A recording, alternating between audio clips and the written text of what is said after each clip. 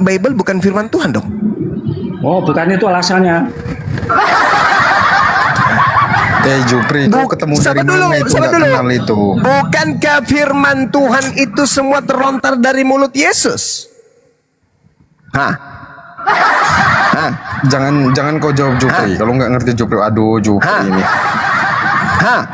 Bukankah Yesus itu penyampai firman Tuhan? Aku tidak berkata-kata dari diriku sendiri, katanya sih gitu. Melainkan apa yang diperintahkan untuk aku katakan dan aku sampaikan, itulah yang aku beritakan. Dan firman Tuhan yang ada padaku itu adalah hidup yang kekal. Nah sekarang mana coba? Yesus berkata, aku tidak berkata-kata dari diriku sendiri. Berarti Yesus menjaga firman Tuhan itu supaya tidak bercampur aduk dengan karangan-karangan orang. Paham kau sampai situ? Jupri dapat ilmu dari mana Jupri? Astaga. Sekarang Jupri. Kalau Anda mengatakan bahwa Yesus penyampai firman Tuhan, mana firman Tuhan itu? Pasti Anda akan menjawab, itu kitab kanan. Apakah ada validasi dari Yesus? Oh tidak, Yesus tidak mengenalnya. Terus apa yang harus saya pelajari? Sanad mana, mata rantai mana yang harus saya teliti supaya saya paham bahwa Bible Anda itu firman Tuhan, sedangkan Yesus tidak mengenal buku tersebut? Seperti Musa mengenal Torah, seperti Nabi Isa mengenal Injil, seperti Nabi Muhammad mengenal Al-Quran, Yesus tidak mengenal Bible. Lalu Anda ingin mengatakan itu firman Tuhan, dasarnya apa? Yesus sendiri tidak mengenalnya. Satu-satunya yang bisa memberikan validasi bahwa itu adalah firman Tuhan adalah sang penerima firman Tuhan. Yesus sang penerima firman. Ketika ada buku, ingin kau uji bahwa ini adalah firman Tuhan, yang kau tanya penjual cendol. Penjual cendol, iya paman, ini firman Tuhannya. Oh iya dong. Sementara penjual cendol bukan penerima firman. Yang penerima firman adalah Yesus. Yesuslah yang harus memberikan legitimasi dan validasi terhadap buku Bible itu. Ada enggak? Tidak ada bang semua. Ya sudah, kau sisir rambutmu yang botak itu, mudah-mudahan kau bisa dapat kutu sebesar kecoa. Dah. Tidak, boleh ditanggapi? Boleh tanggapi enggak? Enggak. Oh, takut. Ya, takut. Takut kalau kamu bohong. Ya, nggak boleh ditanggapi ya, cuma boleh enggak ditanggapi? Enggak. Takut. Kamu takut cuma enggak apa-apa. Saya kasihan sama kamu cuma enggak apa-apalah. Apa yang kamu tanggapi? Kau sudah mengaku bahwa Bible itu tidak dikenal sama Yesus. Kamu tanggapi apa lagi? Kamu mau menanggapi apa? Bible tidak dikenali oleh Yesus. Sudah selesai. Inna lillahi wa inna ilaihi raji'un. Takut kalau lah, kitabmu nggak dikenal sama Yesus. Lu mau ngapain? Boleh saya jelaskan masalah apa yang ingin kau jelaskan? Wong bukumu nggak dikenal sama Yesus. Kau mau menjelaskan apa? Kau ingin menipu siapa? Buku yang kau genggam, yang kau baca setiap hari Minggu di gereja tidak dikenali oleh Yesus. Lalu kau mau menjelaskan apa? Saya jelaskan, Mas. Apa yang ingin kau jelaskan? Lu mau menjelaskan apa? Uang buku yang kamu genggam katanya kitab suci itu ternyata Yesus tak mengenalnya. Gaya-gayaan ini di dalam firman Tuhan.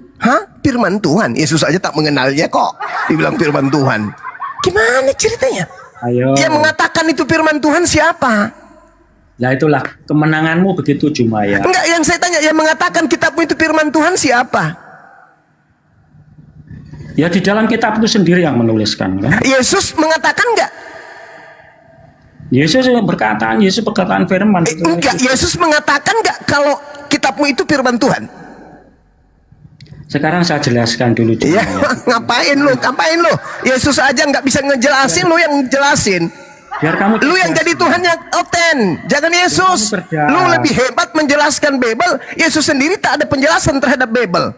Biar kamu cerdas. Harusnya lu yang disembah sama si Arom ini, karena lu lebih pintar bisa menjelaskan Bible daripada Yesus. Terima kasih atas pujiannya.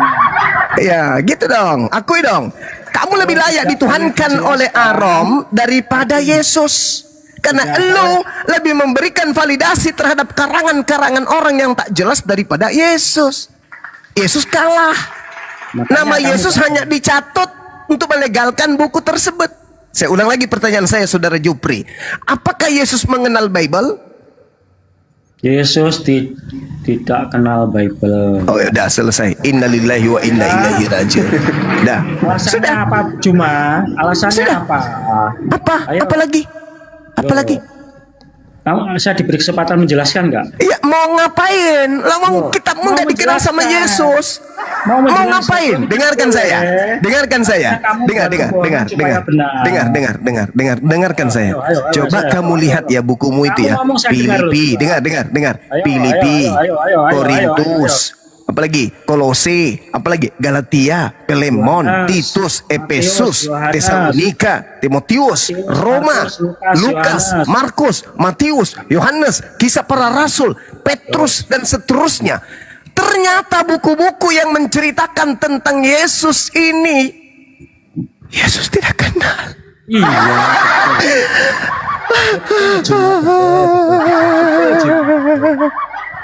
Ternyata buku ini tidak dikenal Iya. sama Yesus. Pernah nggak dengarkan orang India menangis gara-gara kakinya digigit sama kepiting?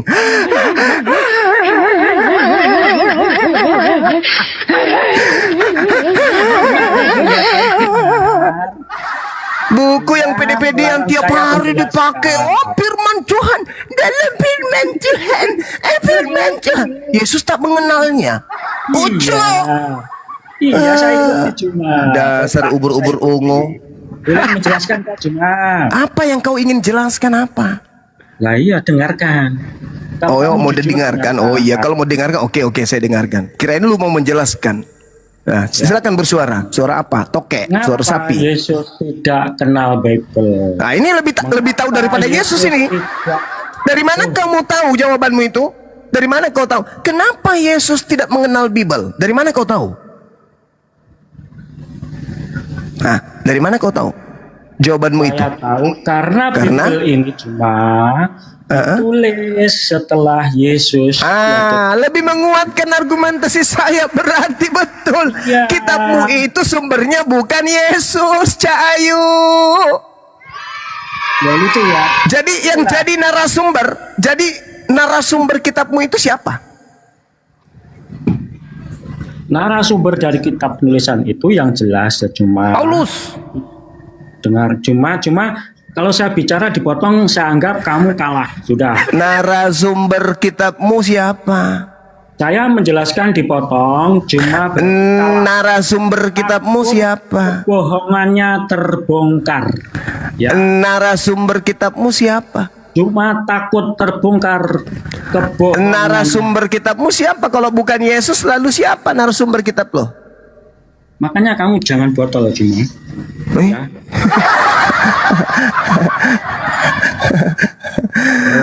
Sesedih-sedihnya film India, Pak Jupri, lebih sedih orang habis makan gak merokok.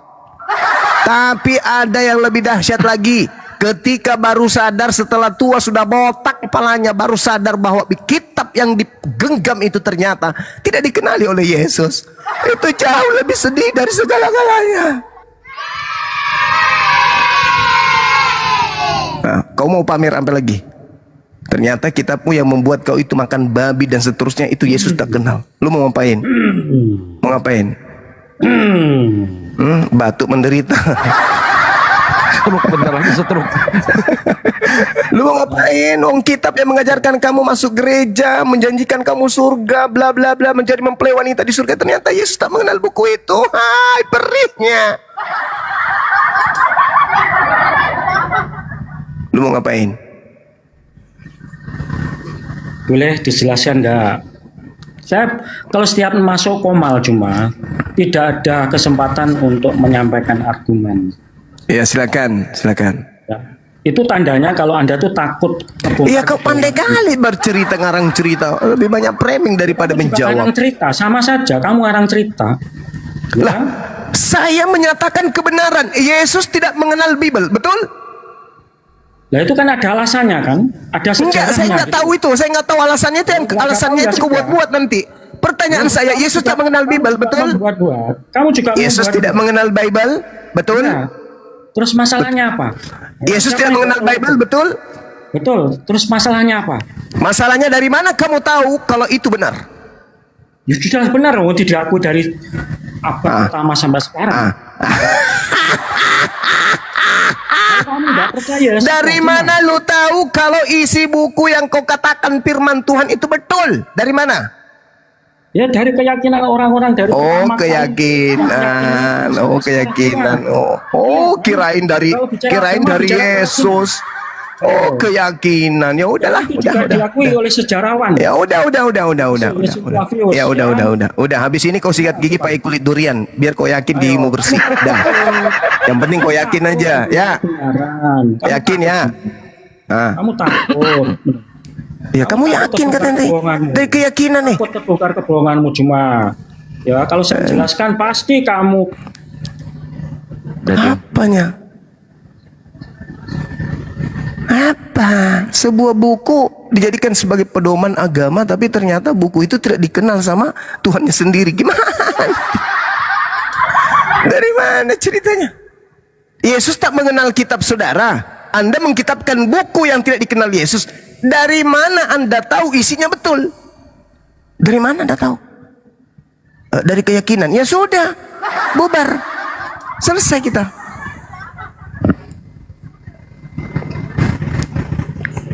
Pak Jupri, ambil odol Pak, taruh di pelupuk mata biar bisa cepat tidur. Sama kulit durian. Jup. Wih, open cam, jupret. Kamu sendiri yang mau nyiksa dirimu, Jup. Belum cukup umur lo ikut perang.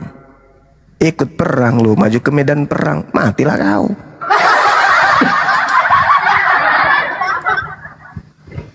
Oke, silakan saya serahkan kepada moderator dan juga host. Mungkin ada yang ingin disampaikan waktu dan tempat, disilakan. Ya, Bang Ardi, assalamualaikum warahmatullahi wabarakatuh, Bang Ardi. Setelah Jumat. Waalaikumsalam warahmatullahi wabarakatuh. Assalamualaikum warahmatullahi wabarakatuh, Gurunda Zuma.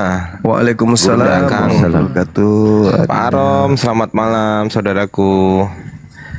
Lanjut, Gurunda. Saya mendengarkan sekaligus mencatat. Mau lanjut kemana? Oh, Kristen ini punya kita tidak dikenali oleh Yesus. Izin jawab ya. Bisa. Ya, ini seru kayaknya nih. Ini lebih pintar dari Yesus kayaknya nih. Ayo, silakan. Oke, Bang Cuma, temanya kan apakah Yesus kenal Bible ya? Bang Iya. Cuma ya. Iya. Oke. Kita buka di Matius 4:23 Bang Cuma ya. Oke, silakan. Ayat 23 Iya. itu bercerita tentang Yesus memberitakan Injil kerajaan Allah untuk dan melenyapkan segala penyakit dan kelemahan di antara bangsa itu. Jadi jelas di kitab Perjanjian Baru itu memang Yesus pun memberitakan Injil. Kemudian ayat-ayat yang dibawakan oleh Paulus, Rasul Paulus, itu Bang Juma kan tahu sendiri ya, di Kisah Para Rasul 9 contoh ayat 7, bahwa pertemuan Paulus dan Tuhan Yesus itu terjadi. Jadi ayat-ayat atau surat-surat yang ditulis Paulus, firman dari Yesus yang datang kepada Paulus. Itu Bang Juma. Nah, ini kembali ke TK kita ini. Saudara, yang saya tanyakan itu ayatnya, datanya. apakah Yesus mengenal datanya. Bible? Itu loh. Anda ingin mengatakan bahwasanya oh Yesus mengenal Bible. Ini tak kasih data nih supaya lebih mudah untuk memahami. Yohanes 1:43 Yesus memanggil Filipus dengan berkata, "Hei Filipus, ikutlah denganku." Markus 1 nomor 14, ketika Filipus dan Yesus sampai di Galilea, saat itu Yohanes sudah ditangkap. Yesus memberitakan Injil Allah. Kemudian di dalam Kisah Para Rasul 8 nomor 30 berapa itu? 35 ya. Maka mulailah Filipus berbicara dan menolak dari nas itu, dan ia memberitakan Injil Yesus kepada mereka. Pertanyaan saya, apakah Yesus memberitakan buku Lukas, buku Markus, buku Yohanes, buku Matius, Filipi, Galatia, Efesus? Apakah? Pertanyaan orang nggak tahu sejarah ya seperti itu. Loh. Pertanyaan saya, apakah Yesus mengajarkan 13 buku Paulus? Kasihan. Sebentar, Apakah Yesus mengajarkan buku Lukas? aku jelaskan dulu Bang Tama ya. Silakan. Sebentar. Jangan aja saya menjadi anak TK lagi. Oke. Cuma nggak tahu sejarah seperti itu loh. Sejarah matamu suwe. Ya, kasihan. Saya nggak tanya tahu sejarah. Kasihan. Anda sudah menjawab Yesus tak mengenal kitab Anda. Sejarah apa lagi? Oh, Yesus setelah memberikan kitab itu kepada kepada Lukas, Yesus lagi tidur, mimpi dia. Ketika dia memberikan kitab itu kepada Paulus, Yesusnya lagi mabuk, gitu. Cuma lagi gaul. Ketika Yesus memberikan buku Markus, Yesusnya lagi apa? Cuma turun aja. Geger otak, gitu. Turun. Anda sudah menjawab dari tadi di awal. Yesus tidak mengenal Bible. Titik. Kemudian saudara Arom mengatakan, lihatlah di dalam Matius 4. Saya bantu. Jangankan Matius 4. Di dalam Yohanes 1:43, Yesus memanggil Filipus untuk ke Galilea mengajarkan Injil. Markus 1:14, Yesus mengajarkan Injil. Kisah Para Rasul 8 nomor 35, Filipus yang diajak Yesus mengajarkan Injil Yesus. Tapi apakah yang mereka ajarkan ini adalah Bible? Lukas, Markus, Matius, Roma, Galatia, Filipi, Timotius? Apakah itu yang mereka ajarkan? Nehi merica ketum berajahi kepala peda. Gak ada itu, gak ada. Gak tahu sejarah ya pertanyaannya. Ya, sejarah apa yang ingin kau katakan? Pertanyaan anak TK. Nah, coba kau yang jelaskan. Sejarah apa yang ingin kau katakan? Jabarkan. Silakan. Bang Juma. Nah, begini. Berikan sahabatmu menjelaskan cuma ya. Jangan menerasi menurut pikiranmu dipaksakan harus kami terima. Kau udah dikasih waktu, kau kayak perempuan dikasih waktu masih panjang kali lebar. Dulu cuma begini cuma anak ganteng gini ya. Jadi Bible, kitab perjanjian baru ini cuma ditulis ya sekitar tahun 90 Masehi, ada yang 60 Masehi. Nah, dasar penulisan ini ya, dasar penulisannya apa? Karena melihat figur Yesus itu adalah Tuhan ya dan juru selamat, maka ditulislah kisah Yesus. Jadi kalau Anda bertanya, adakah validasi Yesus tentang kitab itu pertanyaan orang nggak tahu sejarah munculnya kitab dulu. Cuma pertanyaanmu itu loh. Jadi pertanyaan orang nggak tahu sejarah, akhirnya kitab itu tidak divalidasi oleh Yesus. Nah, kebenaran kitab kami bukan karena divalidasi oleh Yesus, tetapi kitab kami menulis kisah Yesus dan kisah Yesus itu benar adanya. Jadi itu tolak ukurnya. Bukan validasi dari Saudara Jupri, ya, kalau Anda hanya mengatakan ungkapan-ungkapan seperti itu, Roma dituliskan tahun 55 sampai 57, Korintus dituliskan tahun 55 57, Filipi dituliskan tahun 60 62, Kolose dituliskan tahun 60 62, Galatia dituliskan 55 57, kemudian Filemon 60 62, kemudian Titus dituliskan 64 64 65, Efesus 60 62, Tesalonika 50 51, Timotius ditulis 64 65. Orang semua bisa hafal yang kayak gitu-gitu, saudaraku. Bisa dihafal yang kayak begitu, kawan. Bisa. Yang menjadi permasalahan sekarang ini, Yesus sebagai penerima firman tidak mengenal buku itu.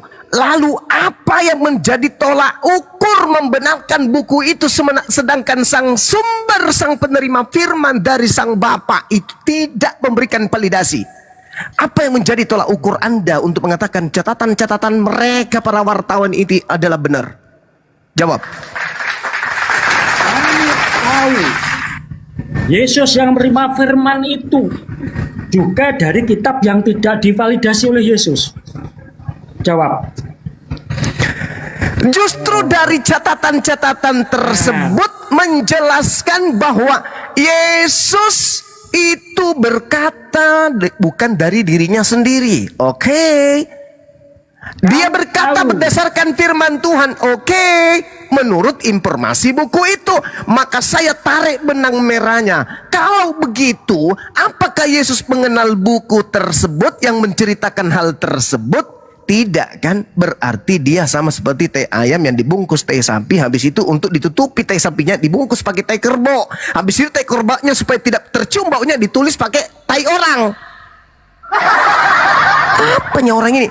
Saya bertanya kepada saudara, bagaimana Anda bisa memvalidasi kebenaran kitab saudara sementara sang sumber Yesus tidak memberikan validasi itu? Apa tolak ukurnya untuk mengatakan bahwa itu benar? Siapa yang menjadi tolak ukurnya? Anda. Yang membuat tolak ukur Jumat dalam sejarahnya ya itu dari bapak-bapak gereja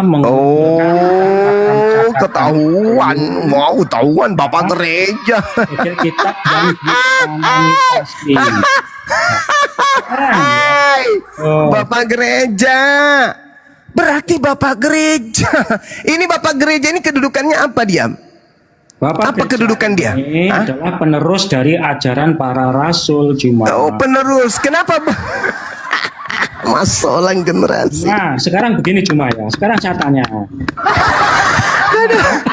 Juma saya tanya.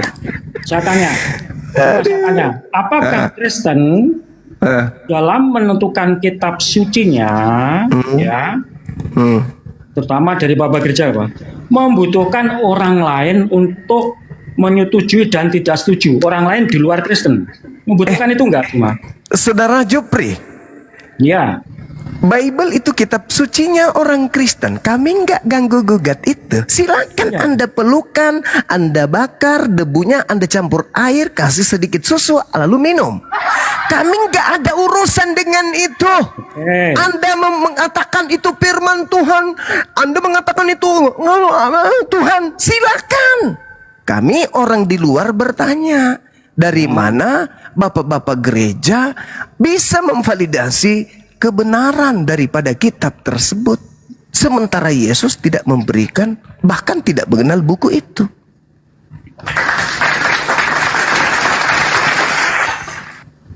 Dari mana? Bentar. Dari catatan yang sudah dibaca isinya, kemudian dipelajari, dikaji kebenarannya, dan sesuai dengan fakta sejarah yang terjadi tentang kisah Yesus, maka dikanonisasi cuma. Gitu ya. Yesus pernah bercerita tentang kisah dia enggak di dalam buku itu? Kisah tentang siapa? Kisah tentang hidupnya.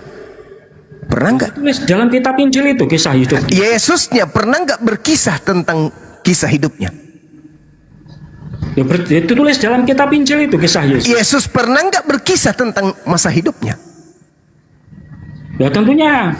Ketika dia bersama dengan murid-muridnya, salah satu penulisnya Matius, Yohanes, tentunya mereka bercerita juga. Nah, terus mana kisah Yesus usia 13 tahun sampai usia 29? Ya, mungkin tidak disampaikan. Oh, mungkin nggak disampaikan.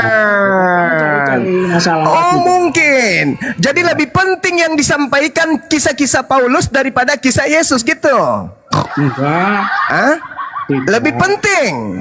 Semuanya penting. Lebih penting Paulus diceritakan masa dakwanya, masa mengkristenkan orang daripada Yesus yang adalah Tuhan Anda gitu.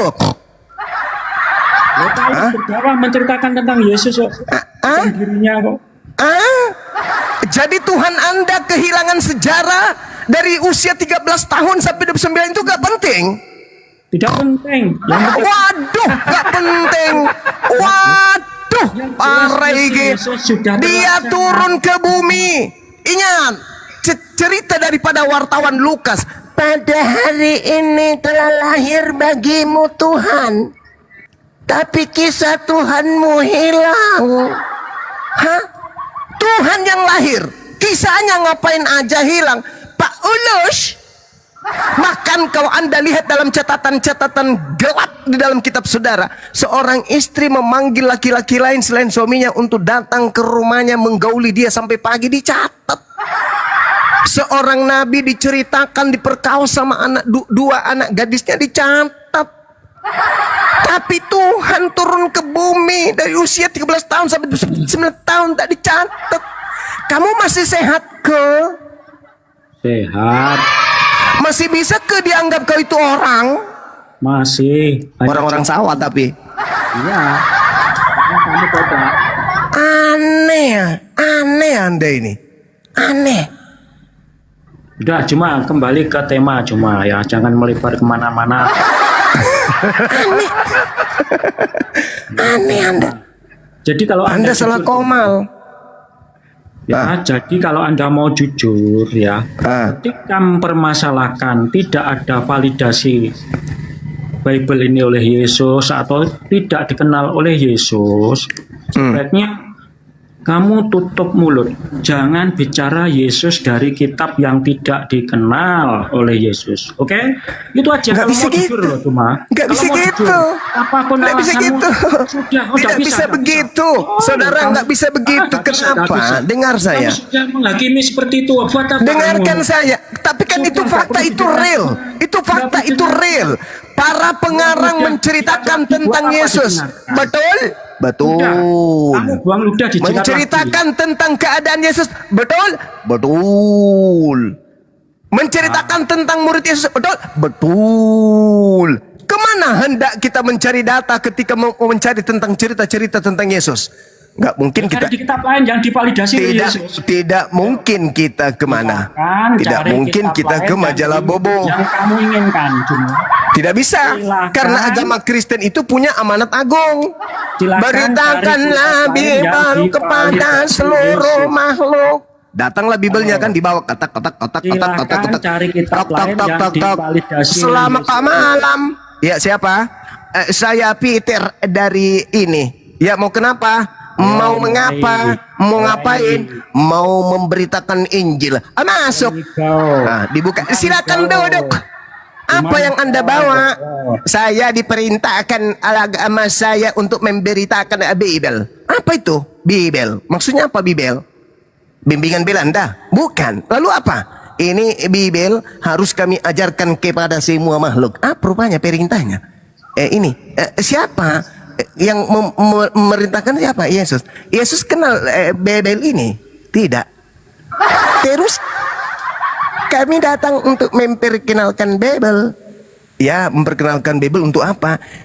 Supaya orang semua menjadi muridnya. Murid siapa? Murid Yesus. Jangan banyak tanya, imani aja. Nggak bisa dong. Kami ingin jadi Anda menginginkan kami jadi muridnya. Ya dong. Terus Yesus tahu nggak buku ini? Nggak tahu. Pulang. Suleko kande bobo sulapekan. Masolang generasi. Lu mau jualan produk gagal ke kami mana bisa? Hah? Beritakanlah Bible kepada seluruh makhluk. Tok. Ya masuk. Perkenalkan nama saya Martin. Ya mau kenapa Pak Martin? Kami datang mau memperkenalkan jalan hidup kekal. Hah? Dengan cara apa? Dengan cara mengimani buku ini. Sebagai apa? Sebagai firman Tuhan. Wow. Yang benar. Serius Pak. Berapa lama kami berkeliling. Baru Bapak yang buka pintu. Terima kasih. Nah, ada jaminan? Ada Pak. Siapa yang mengatakan jaminannya? Siapa penulisnya? Lukas. Ada Markus. Yesus kenal sama mereka? Enggak Pak. Udah. Sule kok kan debo bos sulapekan. Hati-hati kau le. Naula kau mangka asubalong. Na sengke ambo na kengke palomu. Mana bisa kayak begitu Pak Jupri. Jup. Kau menjual nama Yesus, kau datang ke rumah umat Islam bawa kitab lu, sementara Yesus tidak mengenal kitab lu. Selesai. Selamat pagi Bapak Ibu sekalian. Ya, selamat pagi juga. Kami perwakilan anak-anak Tuhan dari surga pingin memperkenalkan jalan keselamatan. Tak ada jalan yang akan kita tempuh ke surga selain jalan yang kami perkenalkan. Oh, jalan apa itu? Harus menjadi Kristen. Gitu. Yesus mengenal Kristen? Yesus pernah menyebut nama Kristen? Saya tahu kami belum pernah. Oh ya? Yesus tidak pernah menyebut kata Kristen. Belum. Tapi kenapa Bapak mengajarkan kami harus menjadi Kristen? Karena bapak-bapak gereja mengajarkan. Begitu. Ya, ada jaminan nggak? Ada. Yang jamin siapa? Ini ada tertulis. Apa katanya di situ? Akulah jalan, akulah keselamatan, akulah hidup. Tidak ada yang sampai kepada Bapa tanpa melalui aku. Oh, itu kata Yesus. Ya. Yang mengumpulkan beritanya itu siapa? Ini penulis Yohanes. Coba aku tengok. Dibuka. Tak. Dibuka tak. Dibukalah Yohanes 24 nomor 25, Yohanes 21 24 25.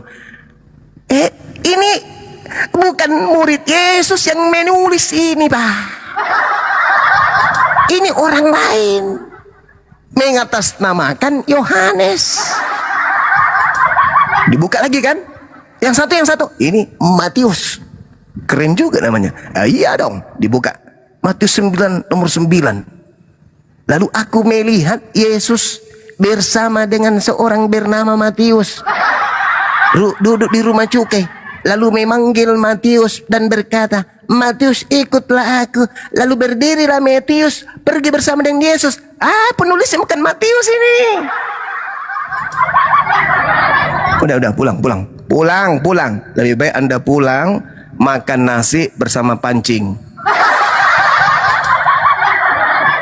Gimana ceritanya? Anda ingin mempromosikan sebuah buku sementara buku itu tidak dikenal oleh Yesus. Lucu itu, rancu itu. Berbeda dengan Quran. Bismillahirrahmanirrahim.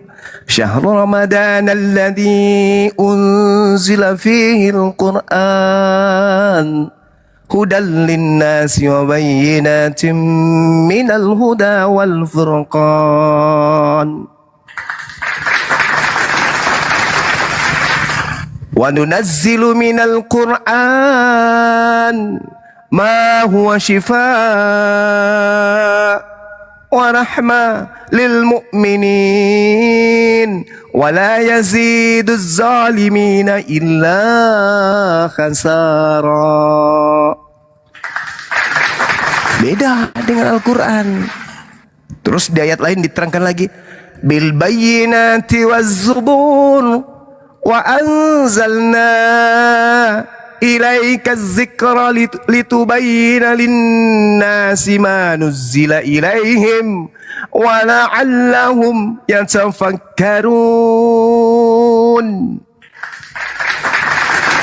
Khuzu al-Quran min arba'ah. Kata Nabi Muhammad, terimalah kitab Al-Quran dari keempat sahabatku.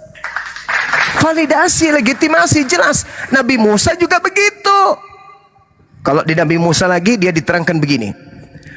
Maka sekarang hai orang-orang Israel, dengarkanlah ketetapan dan peraturan yang kuajarkan kepadamu untuk dilakukan supaya kamu hidup dan memasuki serta menduduki negeri yang diberikan kepadamu oleh Tuhan, oleh nenek moyangmu, oleh Tuhan nenek moyangmu. Jangan kamu menambahi apa yang kuperintahkan kepadamu, dan jangan kamu mengurangi. Dengan demikian kamu berpegang pada perintah Elohimmu yang kusampaikan kepadamu. Aku Nabi Musa menyampaikan Taurat.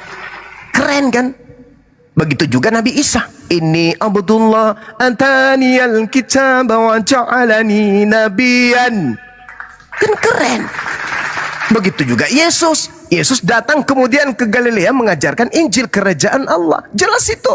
Apa katanya? Ikutlah denganku wahai Filipus. Kita mau kemana om? Kita ke Galilea. Ngapain? Memberitakan Injil Allah. Keren.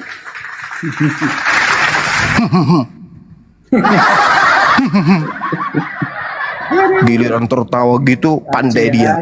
Sekarang mana validasinya kitab lo? Mana? Di kitab lu dikatakan Taurat itu adalah tinja. Di Taurat lu, di kitab lu dikatakan bahwa tidak ada orang yang dibenarkan karena melakukan hukum Torah. Di kitab Lu diajarkan jika ada kebenaran dalam hukum Taurat maka sia-sia kematian Kristus. Di kitab Lu dikatakan Kristus utusan Tuhan itu mati dengan jalan kutuk karena Kristen, karena kita. Karena ada tertulis terkutuklah dia yang digantung di atas tiang salib. Ini ternyata Yesus sendiri tidak mengenal ucapan-ucapan itu. Lalu orang bodoh mana yang mau mati memegang kitab itu? Sementara Yesus sendiri yang kalian sanjung. Oh Kamu Yesus. juga bodoh loh, Ya. Ternyata Yesus tak mengenal buku itu. Kamu juga bodoh loh, Cuk. Gimana dong? Ya. Hah? Jadi Gimana? ini aja cuma nggak usah dongeng ya panjang. Ya kok dongeng. Semua yang saya uraikan tadi kamu iyakan. Iya. Tidak dikenal iya. Dari mana kau mendapatkan validasinya? Dari bapak-bapak gereja.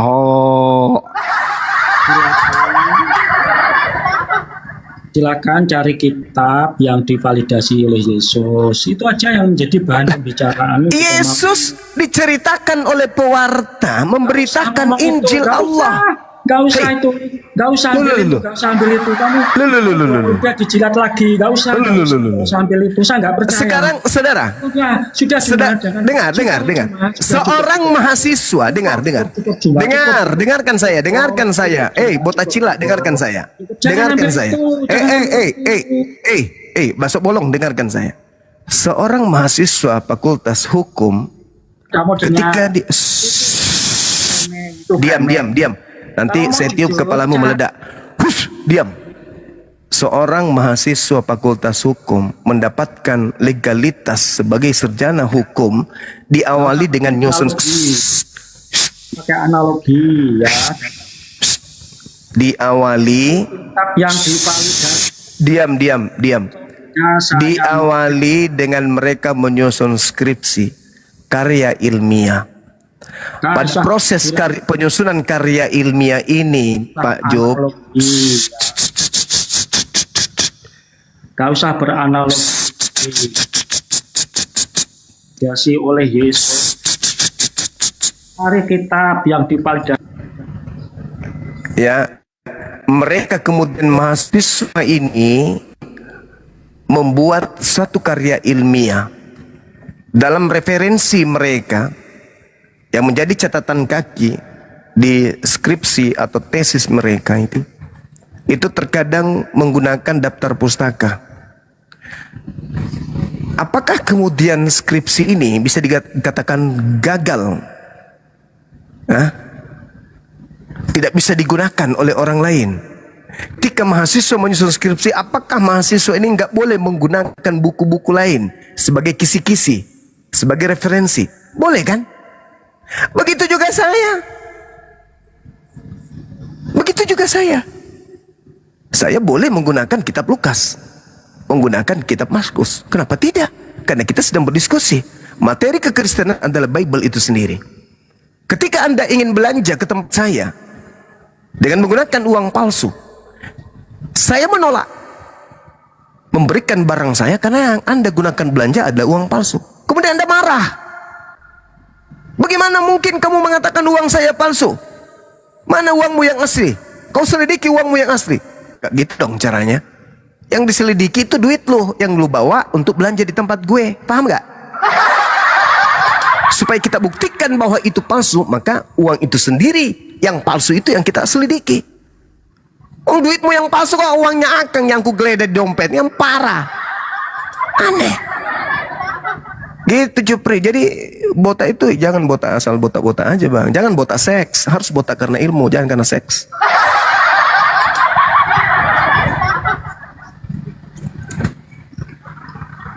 Nah, Belum cukup umur kok ikut perang piye to Mas Job. tapi udah tua dia guru, udah 60.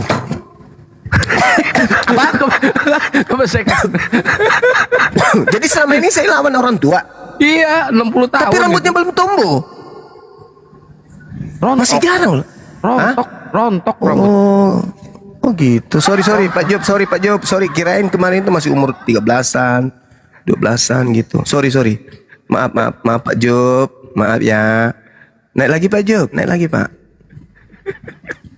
Kirain anak-anak yang belum tumbuh rambut Sorry.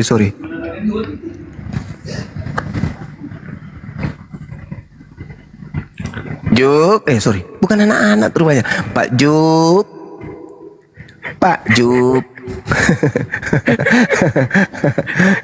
Maafin aku ya Pak Juk. Aku kira masih anak-anak. Kan setiap buka kamera rambutnya belum tumbuh. Sorry Pak Juk, sorry. Ya Aaron. Aaron apalagi ya, kembali ke anak TK dia. Pandai-pandaian dia berani lagi dia nunjukkan Yesus memberitakan Injil. Hah? Yang saya tanya bukan Injil yang diberitakan Yesus, yang saya tanya Bible, buku Lukas, Markus, Matius, Yohanes, Efesus dan seterusnya. Itu yang kutanya, apakah Yesus mengenal buku-buku itu? Itu loh yang saya tanya.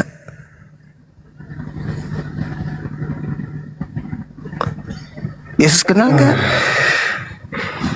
Udah Bang Juma. Ya, Yesus kenal nggak Bang? Oke. Memangnya yang diberitakan sama Yohanes, Matius, Lukas itu firman dari siapa Bang? Kalau menurut internal Kristen, firman dari Yesus Bang. Nah, itu tahu Bang Juma. Iya, saya Berarti tahu. Pembelajaran Bang Juma yang belum sampai sana Bang. Oke. Jadi firman yang disusun oleh Yohanes adalah firman yang dia terima dari Yesus toh? Betul. Nah, coba kebetulan ini coba baca Yohanes 21, 24, 25. Kenapa Yohanes 21? Ya supaya kita lihat apakah buku Yohanes sumbernya Yesus. Coba dibaca. Yesus nggak di situ sebagai sumber. Jangan berfirman dalam hati dong. Dibaca dong. Dan saya kira jika peristiwa-peristiwa dalam kehidupan Yesus semuanya dibawakan seluruh dunia, ini adanya tidak akan dapat memuat buku-buku itu. 24-nya? 21, 25. Saya lah murid itu, saya menyaksikan peristiwa-peristiwa ini dan telah mencatatnya dalam buku ini. Apa katanya? Saya? Dia mengatakan saya. Yohanes. Hah? Yakin itu? Yakin dia mengatakan saya? Iya. Serius? Serius.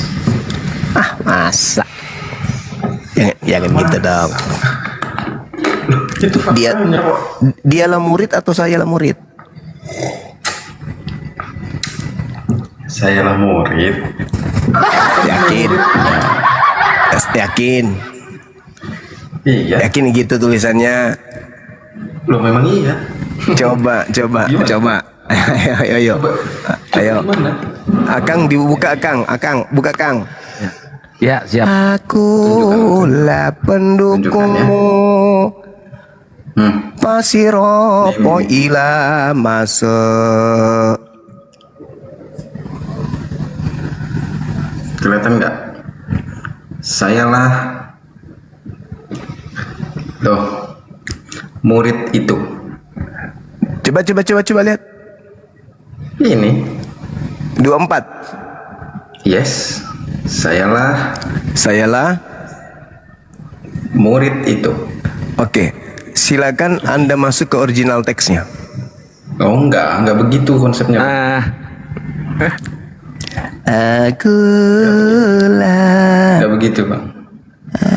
Akulah pendukungmu. Udah ya Bang ya? Udah ya? Udah kan?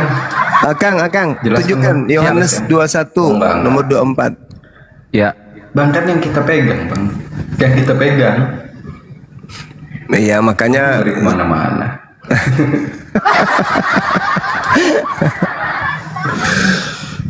Pasiropo ila masuk. Yohanes 21, 24.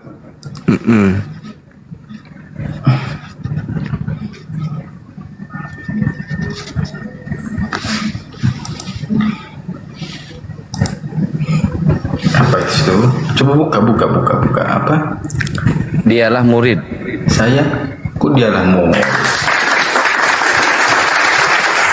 Ini Yohanes 21:2. Saya, loh, ini yang kita pegang saya. Ini. Itu. Magarumbang ila baco.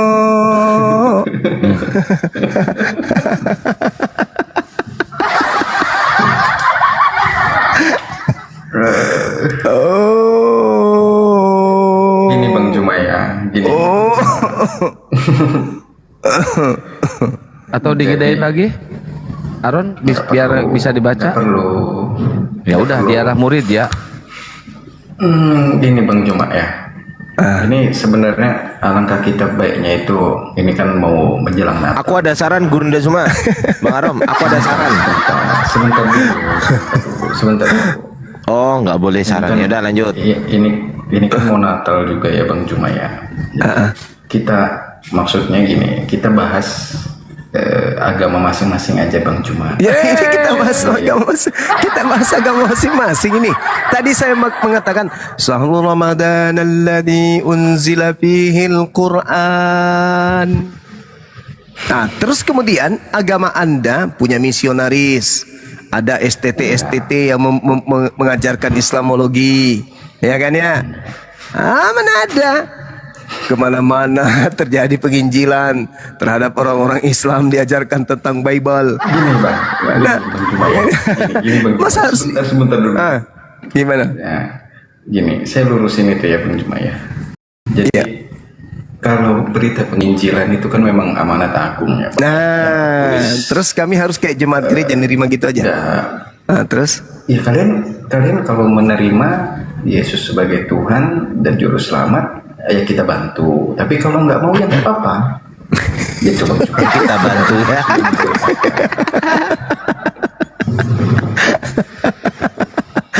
saudaraku, bagi Islam itu hal-hal yang membahayakan itu harus kita cegah lebih awal. Itu di Islam. Betul, tapi kan Nah. kalau dijadikan diskusi seperti ini, karena memang Bang Juma banyak hafal ayat original teksnya. Takut gereja Dan bubar. kita bukan. Karena ajaran Bang Juma ini melenceng dari ajaran gereja. Gitu.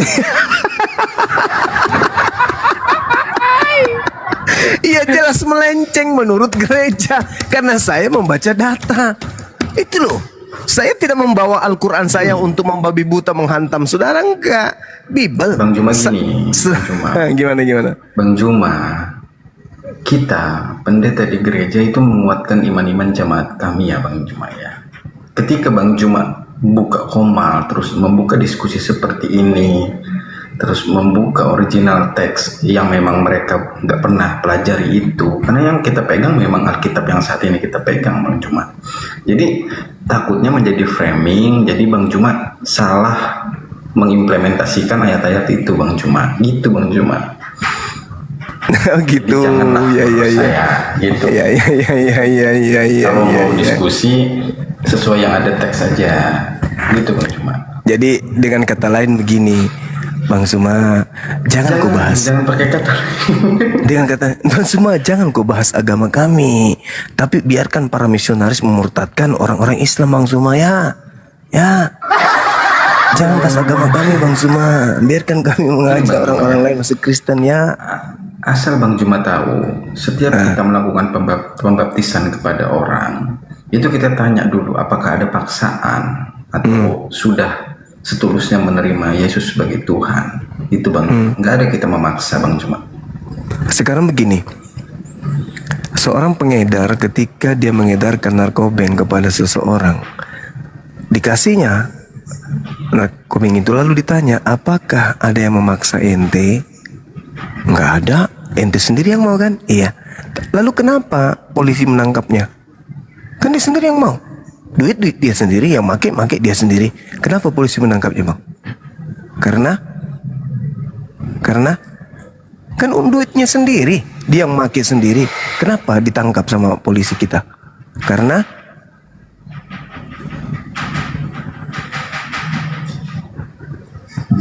Sementara ajaran Anda bagi kami umat Islam 5 juta kali bahkan lebih bahaya daripada itu. Narkobeng merusak bisa jadi hanya di dunia. Tapi kalau yang satu ini kekal di neraka, siapa yang mau? Kami nggak mau keturunan kami kekal di neraka. Maka mumpung agama Anda agama syiar, Anda punya amanat agung, perintah untuk mengajarkan Bible kepada seluruh makhluk. Ya, izinkan kami bertanya, izinkan kami mengurai. Contoh misalnya nih, ada seorang yang datang ke rumah bawa panci, promosi panci, ini ada panci gini. Salah nggak ketika kami sebelum membeli kami menjelaskan, kami mengurai tentang panci ini, karena kami juga tahu panci ini sudah mengenal panci ini, kami sudah beli panci tersebut di Gramedia, kami beli dan kami baca isinya dan kami tahu dari mana dasarnya. Salah nggak ketika ada sales datang kemudian lantas kami mengatakan, kami tahu produk ini dari sini, kami tahu produk ini dari sini, pabriknya pun kami tahu, yang membuatnya namanya pun kami tahu. Maka penjual yang mengatakan apa, Pak, tolong ya jangan sampaikan ke tetangga yang lain, Pak ya, mana tahu tetangga bisa beli. Kalau Bapak nggak beli kami nggak makan, soalnya kami setiap bulan menunggu perpuluhan dari jemaat kan kita semakin banyak nanti yang keluar dari jemaat kami nggak makan, kan masuk gimana? Ini sebentar ini dapat kami yang kanan yang kiri yang tolong ya, kan begitu maksudnya. Intinya dari cara Anda berbicara seakan-akan kayak gitu. Sementara perintahnya beritakan, jadikan. Loh kok jadi sekarang menciut? Ini kan sudah mendekati Natal, jadi amanat agung tutup dulu gitu. Wah, jangan begitu dong. Tetaplah eksis mengabarkan kabar yang Anda katakan benar itu. Nanti kita pertaruhkan kebenaran itu apakah absolut atau dia hanya ilusi, kan gitu. Begitu saudaraku. Saya mau tanya saudara Arom, ketika Anda melihat seseorang meskipun beda keyakinan, bukan keluarga, berdiri di pinggir jurang, dan Anda punya ruang, Anda punya waktu, Anda punya kesempatan, Anda punya kekuatan, Anda punya wewenang untuk menyelamatkan orang tersebut, apakah Anda tinggal diam? Ini kucatat, ini kutanya, dan ini serius. Oke, aku jawab serius, akan kuselamatkan. Nah, itu pintar sekali. Akan kuselamatkan. Itulah yang dianut Kristen. Ketika melihat ada orang Islam, maka orang Kristen mengatakan, wih kasihan kali lah dia menyembah sesuatu yang tidak ada, sementara kita Tuhan kita pernah ada loh di abad pertama. Ayo kita ajari mereka untuk menyembah kepada Tuhan yang ada. Kapan adanya? Dulu abad pertama, berarti tinggal cerita kan gitu. Itu yang kalian lakukan. Begitu juga kami tahu. Maka ketika kami melihat orang-orang mengajarkan agama saudara, apalagi menghujat menista agama kami, maka saatnya kami turun lapangan, meluruskan, mengarahkan, dan memberikan kabar gembira dan peringatan. Kan begitu. Tidak ada yang salah di situ. Selama tujuan kita benar-benar untuk mencerdaskan, untuk mengedukasi, bukan mengolok-olok, bukan mempermainkan. Tapi betul-betul berdata, mengajak mereka, merangsang mereka untuk berpikir menuju kepada keselamatan. Seorang pendidik terkadang menggunakan cambuk untuk mendidik anak muridnya agar anak muridnya itu bisa menjadi lurus. Ah, ya, itu dia. Jadi jangan cengeng. Jangan dulu. Gading cengeng. Jangan cengeng. Ya, lebih baik Anda bahas agama Anda, jangan bahas agama kami, kan ini mau Natalan. Bukan. Maksudnya gini, Bang Juma ya. Bang Juma itu bawa teks original, teks itu kan udah beda lagi tuh Bang, sama yang kita pegang saat ini atau sama yang jamaat pegang saat ini, itu loh Bang. Saudaraku, yang mana yang lebih valid, yang terlontar langsung keluar dari Yesus atau terjemahan?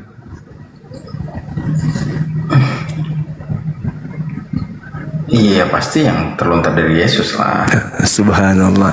Sebenarnya antum masih bisa waras, serius. Cuman gini, Anda itu masih bisa waras loh. Gini Bang Juma, biarkan kita yang menjelaskan itu ke jamaat kita Bang Juma. Jangan Bang Juma, karena Bang Juma mengartikannya beda gitu loh. Baca original teks aja nggak bisa, gimana mau jelasin? Aduh. Saudaraku, dalam Al-Quran Tidak boleh itu menyepelekan orang, Bang. Tidak boleh menyepelekan orang. tidak boleh, bukan Belajar menyepelekan, juga, itu fakta. Kebenaran itu memang pahit. Iya. Kebenaran itu memang Ya, pahit. biar Apalagi Ya, kalau biarkan dari lah. lahir sudah menelan kenikmatan. Giliran kita kasih obat pahit, pil pahit untuk menyembuhkan, berat itu. Jadi orang yang selalu berpikir tentang keselamatan akhiratnya, bukan kesenangan dunianya, itu akan lembut hatinya untuk menerima kebenaran. Pasti itu. Saya juga ketika teman-teman saya menjelaskan tentang kekristenan dengan cara baik, saya dengar, saya diam, saya catat. Buku saya lebih banyak mencatat catatan dari pendeta daripada dari ustadz. Buku-buku saya, buku tulis saya. Dan itu saya bisa buktikan sudah ada setengah rak. Tetapi Sebenarnya bukan bagus Bang Juma. gimana? Bagus Bang Juma, belajar firman Tuhan itu bagus Bang Juma.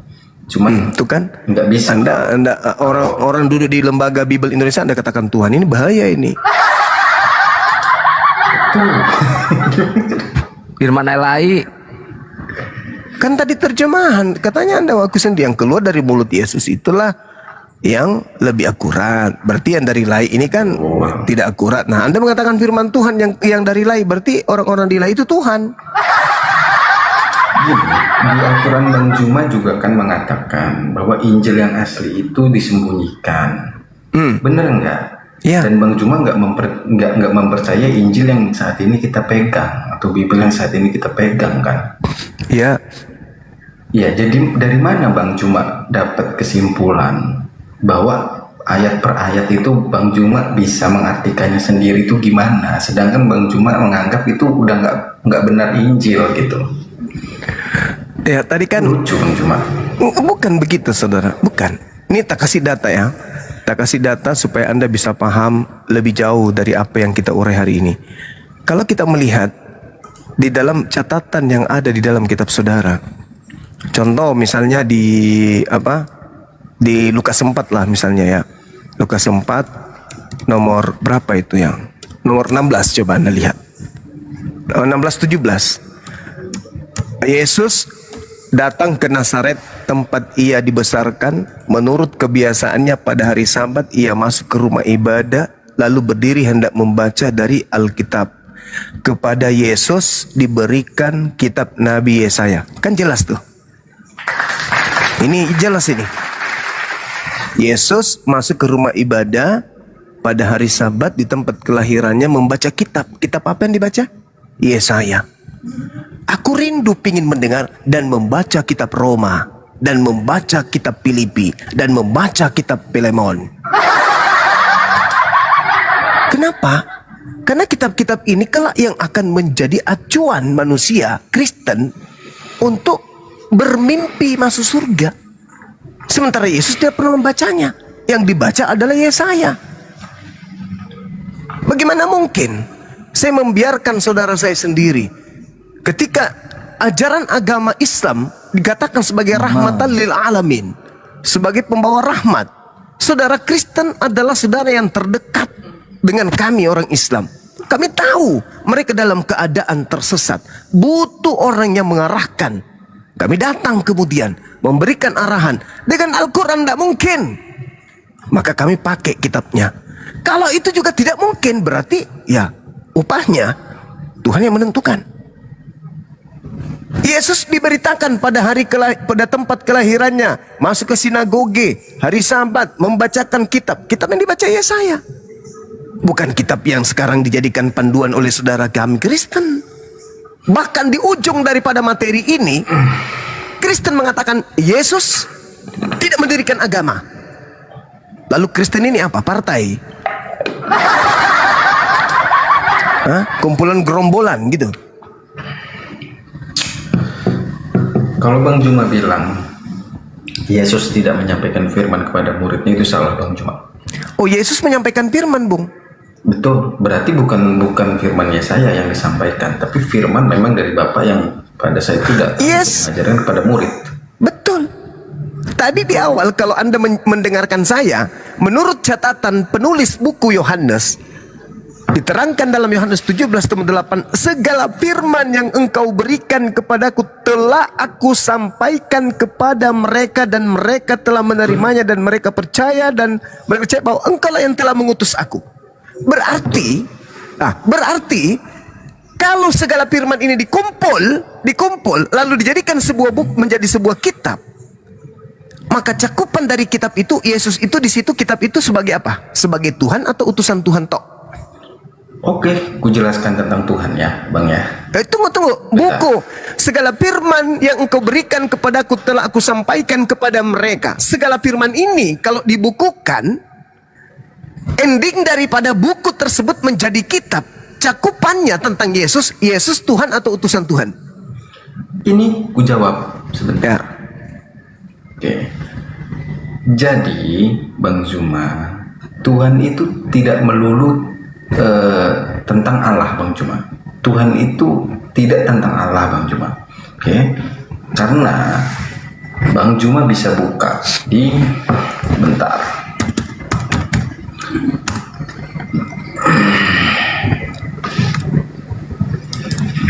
Di mana ya tadi?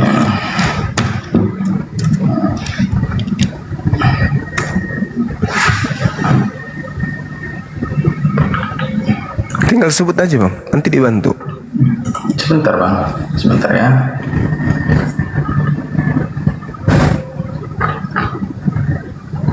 Sebentar Bang, lupa lagi saya. Tadi udah saya siapkan sebenarnya. Sebentar ya, sebentar. Itu di kitab Wahyu itu Bang, bahwa Allah sendiri intinya gini. Jadi agar umat Israel itu mengenal pasti bahwa Yesus Allah sendiri itu memberitakan bahwa Yesus itu adalah Tuhan. Tuhan itu adalah Yesus Kristus, Bang. Sebentar ya.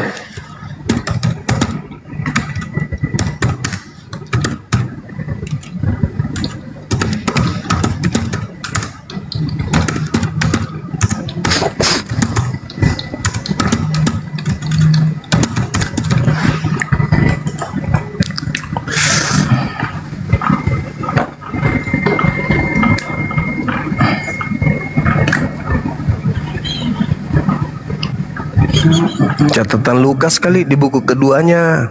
Bukan. Sebentar ya. Sebentar.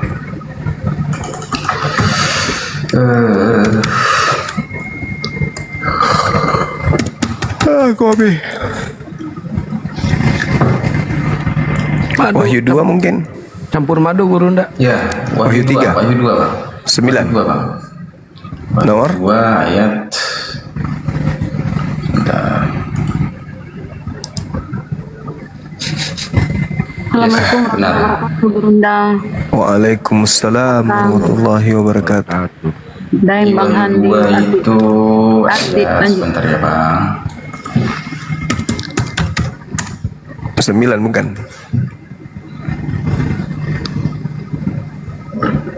Sebentar ya Bang. Mana sih datanya ya? Cek. Lupa. Di bawah nggak ada yang jualan kopi. Kopi dong yang di bawah, woi.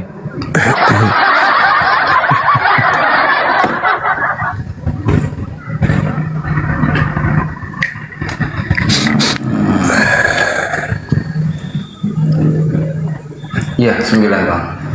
Betul. Ya, di situ kan menjelaskan tentang penderitaan Yesus Kristus, Bang. Bahwa penderitaannya itu ya menjadikan dia Tuhan, Bang. Tuhan Yesus Kristus. Allah menjadikan Tuhan itu Yesus Kristus. Mati meja. Kau mati meja. Gimana sih? Bangsa Israel tahu pasti bahwa Yesus Tuhan itu Yesus Kristus. Gitu Bang. Jadi kalau bicara Tuhan itu ya Tuhan itu tidak melulu Allah Bang. memang Yesus itu tertulis adalah utusan, dia dibangkitkan, dia menerima firman. Tuhan di situ kurios kan? Jangan lagi ngomongin bahasa asli. Kenapa Bang? Kok bisa-bisanya menghindari original teks Gurunda? Masalah original teks biar urusan kami di gereja yang menjelaskan kepada Anda pun nggak ngerti kok, biar urusan kami gimana sih? saya tahu kalau kurios itu Tuhan atau junjungan. Tapi jangan bahas ke sana dulu lah. Yang tertulis saja di sini. Bisa kan kita bahas yang tertulis terjemahan aja? Ya artinya mari kita kemudian berkongko-kongko sepakat untuk menjadi sesat kalau gitu.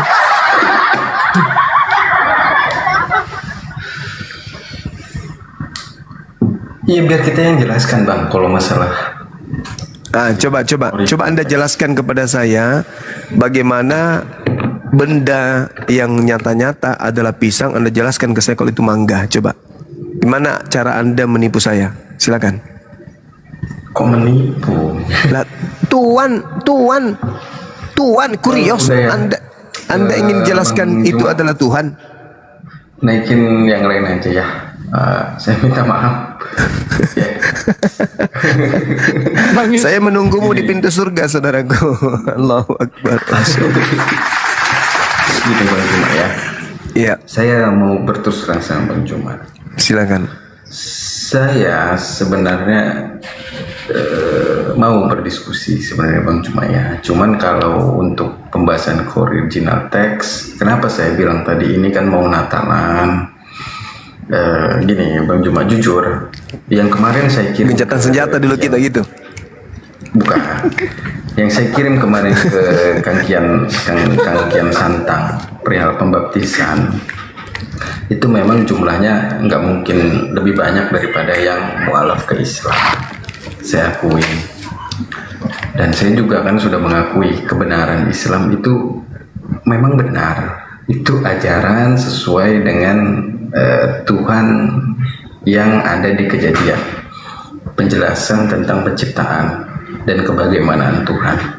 Cuman gini Bang Juma juga nggak bisa semena-mena bilang kekristenan itu juga salah Bang Juma gitu loh.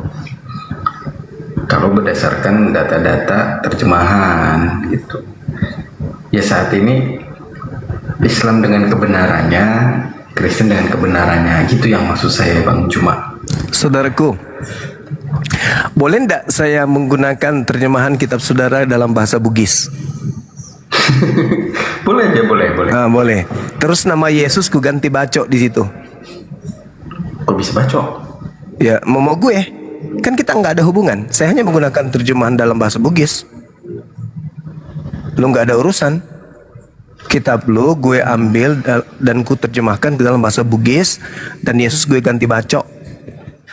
Saya dirikan agama baru pakai terjemahan kitab lu tapi dalam bahasa Bugis. Boleh nggak? Sebagaimana kalian mengambil terjemahan kitabnya Yahudi, lalu kalian melantik yang tadinya Elohim menjadi Yesus. Sama kan? Enggak Bang, enggak berubah. Elohim itu Bapak Bang. Terus Efesus 2 nomor 6, nomor 7, nomor 8, siapa yang menjadi manusia? Yohanes 1 nomor 1, Firman bersama dengan Bapa. Nomor 14-nya Bapa menjadi apa? Menjadi daging, menjadi Bapa, menjadi Yesus. Boleh dong sambil terjemahan kitab saudara, kemudian saya bikin agama baru namanya agama bom-bom. Terus Tuhan Anda yang bernama Yesus itu nanti saya pakaikan bahasa Bugis. Ya asena puangallahu puata bom-bom puange malompoi biti nasiwali. Saya gunakan bahasa Bugis, tapi dari terjemahan kitab saudara saya terjemahkan ke dalam bahasa Bugis, lalu saya mendirikan sebuah agama baru. Lantas setelah Anda memprotes cara penerjemahan saya, ada orang yang memprotes terjemahan saya mengatakan tidak boleh kau masuk ke original text, nggak boleh. Ini terjemahan saya, ngapain? Saya kan Tuhannya beda. Ngapain? Lo Tuhanmu Hashem, gue Tuhanku Yesus. Silakan, saya kan terjemahan kitab-kitab gue. Lu kan original teks, gue terjemahan doang. Boleh nggak kayak gitu? Inilah yang terjadi kalian antara Yahudi dengan Kristen. Oke gini Bang Juma, kutanya dulu Bang Juma gini ya. Ya, Bisa kutanya Bang Juma? boleh. Oke. Yang penting ada kapasitas tempat penampungan jawaban saya nanti. Ya kan ada orang biasa bertanya tapi nggak ada penampungan. Untuk akhirnya semua jawaban ditolak. Gini Bang Juma. Ini pribadi saya Bang Juma bertanya gini. Oke. Kalaulah memang ini serius saya nanya Bang Juma ya. Ya. Gini Bang Juma. Di Alkitab tertulis bahwa tongkat itu akan berpindah ke bangsa lainnya Bang Juma. Dan Kejadian 49 nomor 10. ya Tuhan akan membangkitkan seorang sama seperti Musa, dan tidak ada lagi yang lain kecuali sama seperti Musa ya. Dan itu wajib, nubuatan itu pasti harus ada kan. Ini Bang Juma, di dalam rasul-rasul di kekristenan memang tidak terjadi nubuatan itu, bahwa tidak ada yang sama seperti Musa, sesuai dengan firman Tuhan bahwa dia akan membangkitkan yang sama seperti Musa. Bisa Bang Juma jelaskan kalau memang itu larinya ke Nabi Muhammad sesuai dengan data Bang Juma? Oke. Bisa? Oke ya Bang Juma. Saya pasti nampung lah. Saya kan nggak sesuai dengan pikiran Bang Juma. Bang Juma mikir orang itu langsung nol gitu. Enggak saudara, Atau enggak. lagi, Bang Juma? Enggak. Santai aja kita. Jadi ketika diceritakan kemudian di dalam Al-Quran, Qul nazzalahu ruhul kudus, katakanlah Roh Kudus yang datang menyampaikan kemudian kebenaran kepada Nabi Muhammad dengan kebenaran. Qul nazzalahu ruhul kudus min rabbika bil haqq. Sekarang carikan saya data yang bisa kemudian disandingkan dengan keadaan tersebut, di mana baginda Rasulullah Muhammad sallallahu alaihi wasallam menerima pemberitaan dari langit melalui Roh Kudus, sama seperti ketika kemudian Nabi Musa menerima Torah. Nah, kalau kita melihat hukum dalam bahasa Yunani itu adalah namus atau nomos. Sedangkan di dalam hadits yang datang kepada baginda Rasul Muhammad SAW itu adalah an-namus, pembawa hukum. Yang datang kepada Nabi Musa, pembawa hukum. Yang datang kepada Nabi Muhammad, pembawa hukum. An-namus atau nomos. Permasalahannya, tadi saya berkata dan bertanya, apakah Yesus mengenal Bible? Tidak. Apakah Musa mengenal Torah? Mengenal. Apakah Nabi Muhammad mengenal Quran? Mengenal. Apakah Torah itu semua berasal dari lisan Musa? Ya. Apakah Al-Quran semua berasal dari lisan Nabi Muhammad? Ya. Adakah lisan sahabatnya? Tak ada. Lalu Ulangan 18:18, aku akan menaruh firmanku di mulutnya. Berarti ada mesin pencetak firman dari mulut seseorang yang sama seperti Nabi Musa. Kandidat tinggal 2. Siapa? Yesus, Nabi Muhammad. Mana segala firman yang keluar dari mulut Yesus? Tunjukkan kepada saya. Ini sudah hampir 2 jam loh. Belum ada yang bisa menunjukkan segala firman yang keluar dari mulut Yesus. Jangan lari ke sana Bang. Pertanyaannya kan nggak ke situ Bang. Nah, Jangan sekarang saya mengatakan bahwa segala firman yang aku simpan dalam mulut seorang nabi yang sama seperti Musa itu harus ada. Mutlak, absolut, harus ada. Nabi Muhammad, segala firman yang terlontar dari mulutnya Al-Quranul Karim.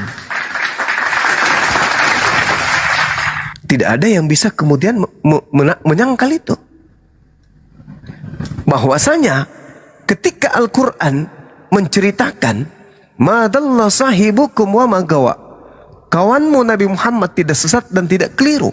Wa ma yantiqu anil hawa, dan tidak pula berucap tentang Al-Quran dan penjelasannya berdasarkan hawa nafsunya. In huwa illa wahyu yuha. Dialah Al-Quran, tidak lain kecuali wahyu yang disampaikan kepadanya. Allamahu syadidul quwa, yang diajarkan kepadanya oleh yang sangat kuat, yaitu Roh Kudus. Sekarang permasalahannya adalah Ulangan 18:18 Nabi yang sama seperti Musa. Apa yang sama seperti Musa?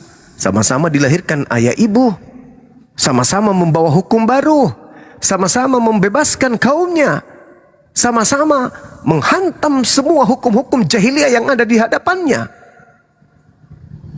Ayo, Nabi Musa kemudian memberikan tanah Kanaan, Nabi Muhammad memberikan tanah Mekah.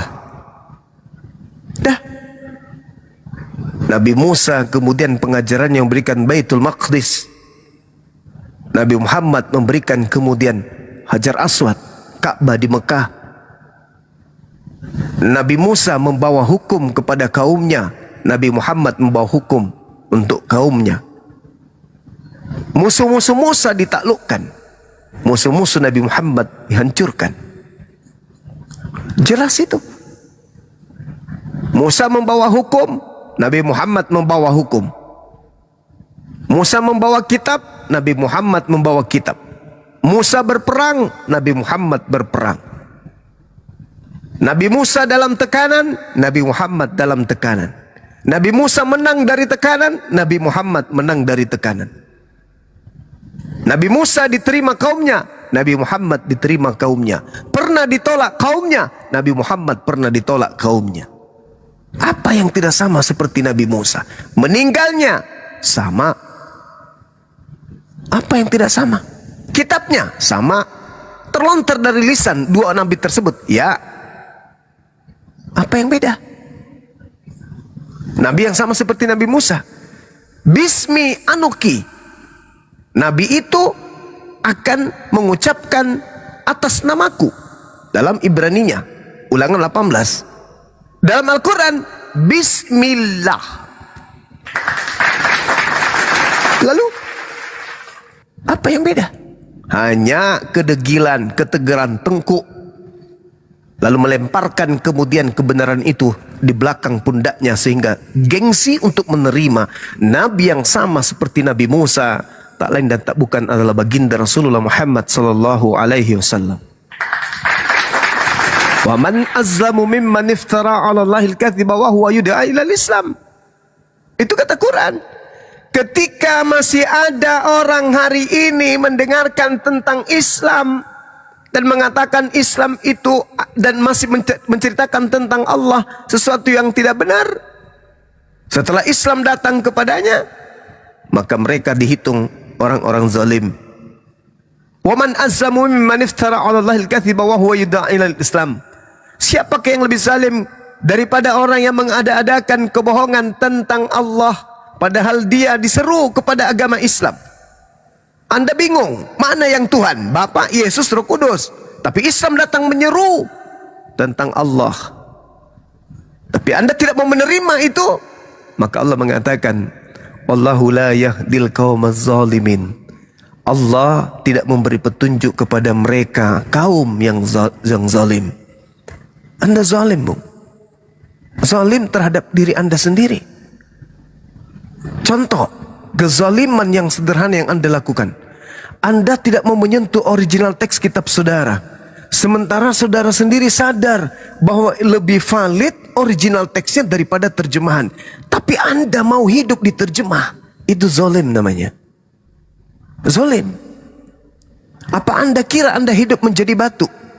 Apa Anda kira hidup Anda itu selama-lamanya? Tidak, Bung. Detik demi detik, menit ke menit, menjadi jam, jam menjadi hari, menjadi minggu, menjadi bulan, menjadi tahun, sampailah Anda membusuk dalam kubur. Hari ini Anda masih bisa tersenyum, masih bisa melenggang tersenyum. Kenapa? Karena masih ada pilihan antara Anda mau meluk Islam atau Anda tetap dalam kekufuran. Masih tersenyum. Tapi ketika ajal Anda sudah dicabut oleh Allah, tak ada lagi senyum. Karena tak ada pilihan. Anda hanya berurusan dengan akhirat. Tidak bisa Anda balik. Kalau sekarang Anda masih bisa berpikir, Islam Kristen, Islam Kristen. Kalau aku masuk Islam, aku nggak bisa makan babi lagi dong. Aku masuk Islam nggak ada perpuluhan lagi dong. Aku masuk Islam, aku disunat. Aku masuk saya, Mbak. Aku masuk Islam berarti, waduh, bahaya ini. Mending aku di sini. Itu masih ada pilihan. Tapi ketika kematian sudah datang, apa Anda pikir masih bisa memilih? Enggak. Salah memilih dalam hidup ini, kekal di neraka. Itu kuncinya. Anda dilahirkan menjadi seorang Kristen. Saya dilahirkan menjadi seorang Muslim. Apakah Anda akan berpikir Tuhan itu pilih kasih? Tidak. Apa buktinya? Anda Anda Kristen dari lahir, saya Islam dari lahir. Saya ditakar, perbuatan saya kemudian diselidiki. Pekerjaan saya kemudian diteropong oleh pencipta langit dan bumi. Ketika saya melakukan A, dosa. Ketika saya melakukan B, amal. Sehingga syarat dalam kehidupan saya itu cenderung jatuh kepada kemaksiatan. Tetapi Anda, tidak ada perintah, wahai orang-orang kafir, lakukanlah puasa sebagaimana orang terdahulu melakukan puasa. Wahai orang-orang kafir, sujudlah kamu sebagaimana orang-orang terdahulu sujud. Gak ada perintah itu. Anda bebas. Mau merasakan apapun silakan. Mau makan apapun silakan. Mau minum apapun silakan. Mau bersetubuh dengan siapapun silakan. Anda bebas. Tak ada perintah Tuhan kepada Anda. Anda yang membuat-buat perintah sendiri. Jangan begini. Kata siapa itu? Siapa yang membuat? Ya Anda sendiri. Aturan agama internal Anda sendiri. Paulus lah yang membuat aturan itu. Tapi bukan Tuhan yang mengatur Anda. Anda lebih menghambakan diri kepada manusia daripada Tuhan. Ketika hari ini Anda bersyahadat, La ilaha illallah Muhammadar Rasulullah, maka segala dosa-dosa yang pernah Anda lakukan putih bersih, nol. Dan amal-amal perbuatan baik yang pernah Anda lakukan selama Anda hidup masih tetap diperhitungkan oleh Allah. Anda tidak memiliki dosa seketika ini, hari ini juga, saat ini juga. Saya mungkin ada dosa tadi siang. Anda bersih. Itulah keistimewaan orang yang mu'alaf. Membawa kemudian tumpukan-tumpukan amal kebaikan ketika dia menjadi non-muslim. Begitu masuk Islam, dosa-dosanya yang lalu-lalu dihapuskan. Amalan-amalan baiknya tidak dihapuskan. Subhanallah. Anda jauh. Hebat kan? Berarti Allah itu adil. Sekarang permasalahannya, adakah Anda ingin melembutkan hati Anda? Adakah Anda ingin menggunakan akal sehat Anda? Atau Anda jatuh pada kategori wallahu la yahdil qaumaz zalimin. Allah tidak akan memberi petunjuk kepada kaum yang zalim. Anda zalim, bang. Anda tahu Yesus manusia. Anda tahu kitab Anda bukan firman Tuhan. Anda tahu kitab Anda hanya terjemahan. Anda tahu Yesus tidak memberikan validasi terhadap kitab saudara. Tapi Anda rela hidup di situ, mengajarkan keturunan saudara, anak saudara, istri saudara, cucu saudara. Sama halnya Anda adalah sang pembinasa yang berdarah dingin.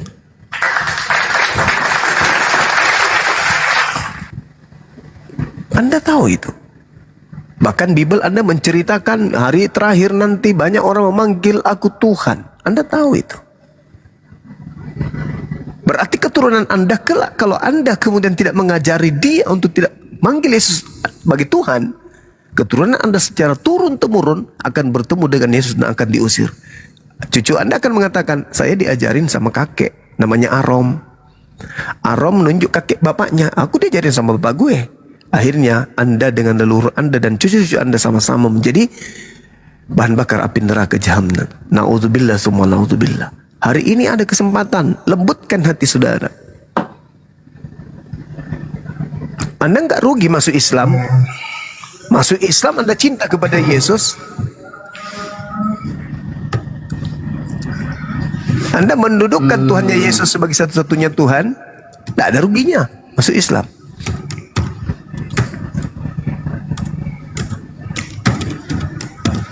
gimana ya Bang ya? Mungkin untuk saat ini bertanya aja sih Bang. Mau menunggu sampai selesai Natal kali. Bang Duma ini gawat kalinya, nggak begitu ya.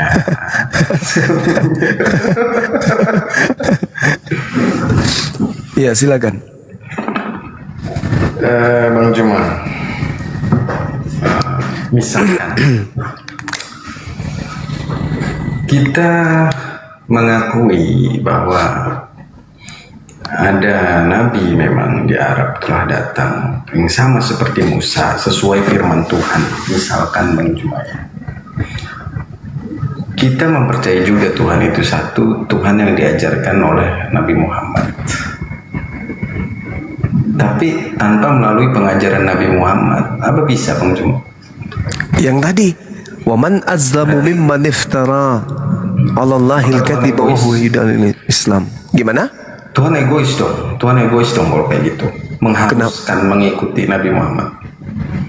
Lah, Tuhan jangankan meminta kita untuk mengikuti Nabi Muhammad untuk sekedar diskusi agar kita dicipta dalam bentuk pria ataupun wanita, lahir dari rahim ibu bernama si Fulan dan seterusnya.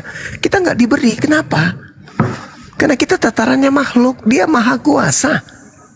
Apapun yang dia kehendaki itulah yang terjadi. Makanya coba secara logika aja dulu. Umat Islam ibadah, mereka disuruh wudhu. Ketika mereka buang angin, nggak disuruh mandi, bukan pantatnya yang dibersihin, tapi wudhu kembali. Kenapa bisa demikian? Itu perintah. Sami'ana wa ta'ana, kami mendengarkan dan kami mentaati. Kan yang diuji di sini sejauh mana kita mentaati perintah Tuhan. Kan itu. Kalau tidak mau taat perintah Tuhan ya sederhana. Masuk dalam kategori bembek, kambing. Itu gak perlu taat perintah Tuhan. Tapi kalau selama dia manusia, apa yang kuperintahkan, ya lakukan dong. Wa ma khalaqtul jinna wal insa illa liya'budu. Aku tidak menciptakan manusia kecuali hanya untuk beribadah kepadaku. Dan apa upahnya? Surga. Jannah. Di sana tak ada lagi sakit, tak ada lagi penyakit, tak ada sedih, tak ada haru, nggak ada. Yang ada hanya kebahagiaan. Tuh. Sekarang kalau Anda menderita oleh karena sholat, oleh karena puasa, berapa tahun?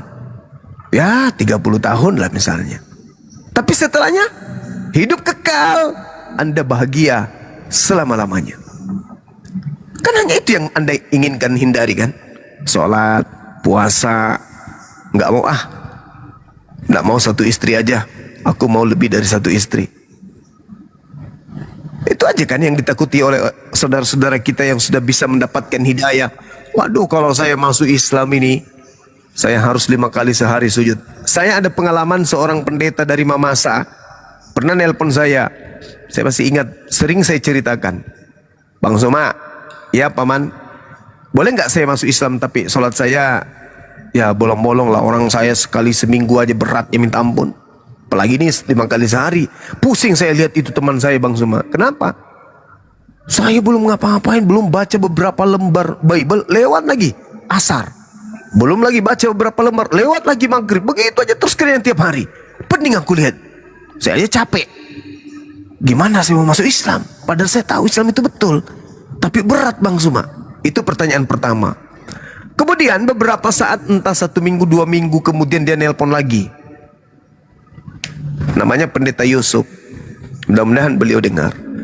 Habis itu ditanya lagi, Bang Suma, bisa nggak saya masuk Islam tapi sekali-sekali saya makan babi, boleh ya? Karena itu makanan kesukaan saya. Jadi gitu. Saya nasihatin, nggak bisa Bang, kita harus tunduk apa yang diperintahkan oleh Allah. Dalam Islam, ad-dunya sijnul mu'min wa jannatul kafir. Dunia ini adalah penjara bagi kita dan surga bagi orang-orang kafir. Habis itu saya lupa saudara, terjadi kejadian kebakaran di kantor saya waktu itu. Dalam keadaan sibuk, saya ngurusin teman-teman dari polisi yang menangani kasus, lalu kemudian dari pimpinan, sibuk saya ngurusin itu. Tiba-tiba ada yang datang tuh, Bang, ada yang mau ketemu. Siapa? Bapak itu. Saya sudah lupa dan memang saya tidak pernah ketemu. Duduklah di kantin, langsung saya dipeluk menangis. Apa katanya? Bang, bisa nggak sholat itu jangan cuma 5 kali dalam sehari? Kenapa? Kalau bisa sampai 100 kali dalam sehari. Kenapa bisa, Pak? Saya Yusuf, kata dia. Saya Yunus yang dari memasak. Oh, loh, saya lihat dari kaki sampai kepala. Kok pakaiannya kayak bukan pendeta, kok kayak ustadz. Saya sudah Islam Bang Suma. Sambil dia menangis. Saya baru merasakan menjadi manusia utuh setelah saya sujud menyembah kepada Tuhan yang benar. Boleh nggak minta sama Tuhanmu supaya sholat ini jangan cuma 5 kali? Sambil dia gemetar. Tapi saya tahu dia bertanya tidak butuh jawaban. Gemetar meluk saya. Terus saya dorong dia, dorong pelan-pelan. Terus saya bilang, bagaimana dengan babi, Pak? Waduh, jangan sebut itu. Saya langsung mual. Gak bisa lagi saya membayangkan itu. Begitu saya bayangkan, saya mual. Mau muntah. Subhanallah. Itulah hidayah. Sekarang baru sholawat masjid, dia sudah ada di masjid duduk. Dan dia lebih nampak keislamannya daripada saya sendiri. Karena saya kalau berpakaiannya seperti biasa. Beliau sudah menggunakan baju sunnah. Pakai surban dia kemana-mana. Itu dia. Jadi kalau hidayah sudah datang, nikmatnya beribadah itu tidak salah ketika dikatakan Nabi Muhammad itu ibadah sholatnya pada malam hari membuat betisnya bengkak-bengkak, itu tidak salah. Saya sendiri bukan pamer. Saya pernah merasakan nikmat level posisi nikmatnya ibadah seperti itu. Bukan seperti Nabi Muhammad, tapi mendekati seperti itu. Kenapa? Saya tidak hitung waktu. Saking nikmatnya komunikasi dengan pencipta itu. Nikmat sekali. Sholat tak terasa waktu. Semuanya indah. Perut lapar pun indah. Orang dicaci maki pun indah. Orang jahat pun indah. Menjadi konsumsi yang nikmat. Kejahatan-kejahatan yang muncul di sekeliling kita menjadi sesuatu yang indah. Senyum yang ada. Kebahagiaan yang ada. Kenapa? Karena merasa dekat dengan Sang Maha Suci. Jadi tak ada beban. Tak ada beban sama sekali. Maka jangan heran ketika saudara-saudara melihat teman-teman kita jamaah tablik. Dari gunung ke gunung, dari lembah ke lembah, mereka jalan kaki kemudian. Kenapa? Mereka merasakan nikmatnya bersama dengan Allah. Mereka keluar 3 hari, 6 hari, 40 hari, 4 bulan. Mereka menikmati itu semua. Nikmat. Napasnya bersama dengan Allah. Jalannya bersama dengan Allah. Nikmat sekali, nikmat sekali. Bahkan diancam kematian pun dia hanya tersenyum. Kenapa? Dia merasa dekat dengan Sang Pencipta. Jadi di Islam itu sangat indah. Makanya Islam itu dikatakan Islam. Apa itu Islam? Damai, sejahtera. Itu Islam. Netral dia. Entah itu kulitmu hitam, kulitmu putih, matamu sipit, bola, perutmu gendut, kurus. Begitu Islam. Tak ada suku, tak ada kemudian bahasa, tak ada kemudian tahta, tak ada harta, tak ada, rata di situ. Makanya Anda lihat masuk di masjid. Saya lebih dulu sebagai clearing service berdiri di depan, presiden datang, Pak Prabowo datang. Saya geser dari barisan pertama, tidak mungkin. Pak Prabowo paling belakang datang, kalau perlu dia di belakang pintu dia berdiri. Yang di depan, yang datang lebih dulu adalah cleaning service, tukang beca, tukang batu. Tidak mungkin Pak Prabowo bisa menggeser orang-orang tersebut. Itulah di dalam masjid, tak ada pangkat, tak ada harta, tak ada pakaian, tak ada kemudian jabatan. Rata di hadapan Allah. Itulah di masjid. Itu saudaraku. Jadi indah di Islam itu, sangat indah. Nah, terus kemudian kenapa orang selalu bertanya, Islam itu bullshit, Islam itu pembohong. Kenapa? Mereka itu menyembah sesuatu yang tidak ada. Nah, justru karena Tuhan kami itu ada dan posisinya sebagai Tuhan, bukan ada sebagai benda. Kalau ada sebagai benda, maka dia harus diwujudkan. Tapi karena dia ada sebagai Tuhan, maka dia meliputi alam semesta. Sanurihim fil afaq. Sanurihim ayat fil afaq. Itu jelas itu. Jadi ketika kemudian kami menyembah kepada Allah, bukan hanya sekedar ritual sujud, rukuk, berdiri, enggak. Tapi dalam keadaan kami duduk, berjalan, itu kami bersama dengan Allah. Kenapa? Allah meliputi segala sesuatu. Bahkan dikatakan dalam Al-Quran surah Qaf ayat 16, aku lebih dekat kepada hambaku manusia daripada manusia itu kepada urat lehernya. Coba ada nggak jarak kita dengan urat leher kita? Nggak ada jaraknya. Tapi Tuhan lebih dekat kepada kita daripada urat leher kita. Itulah hebatnya Islam.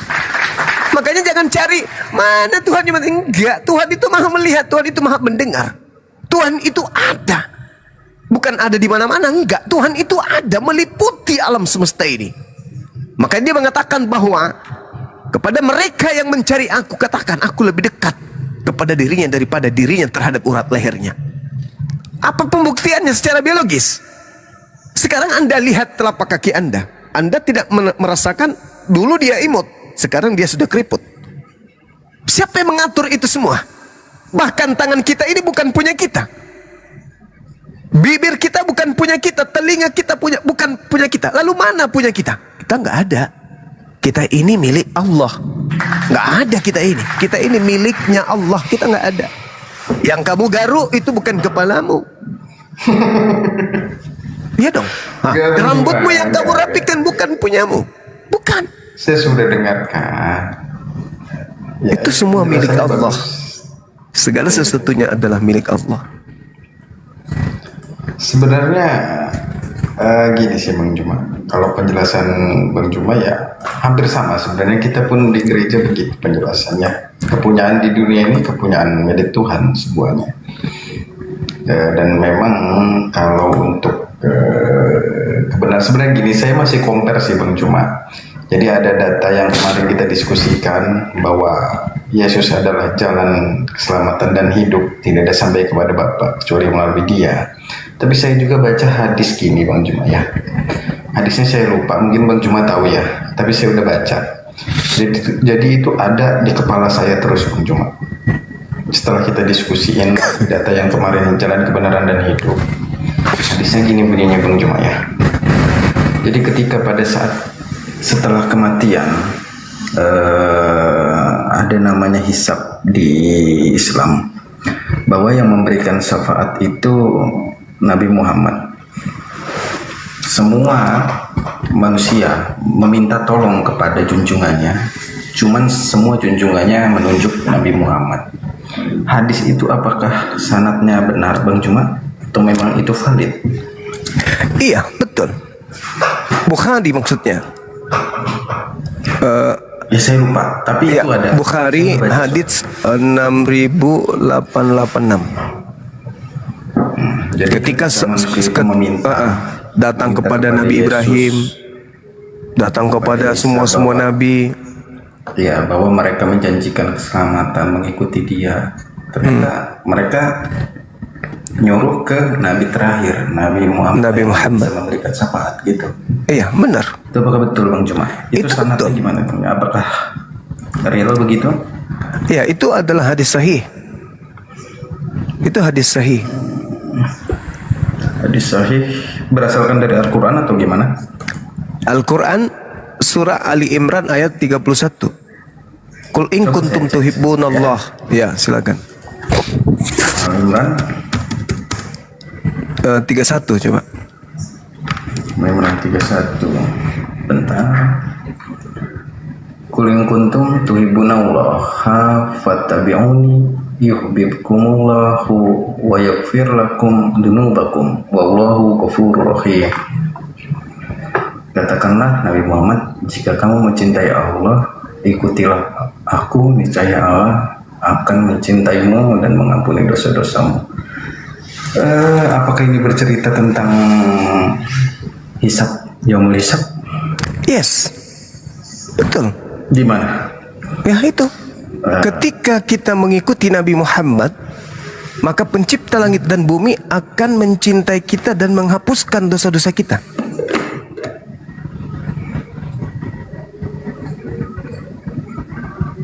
Fattabi'uni. Ini Allah sendiri yang ngomong. Ya.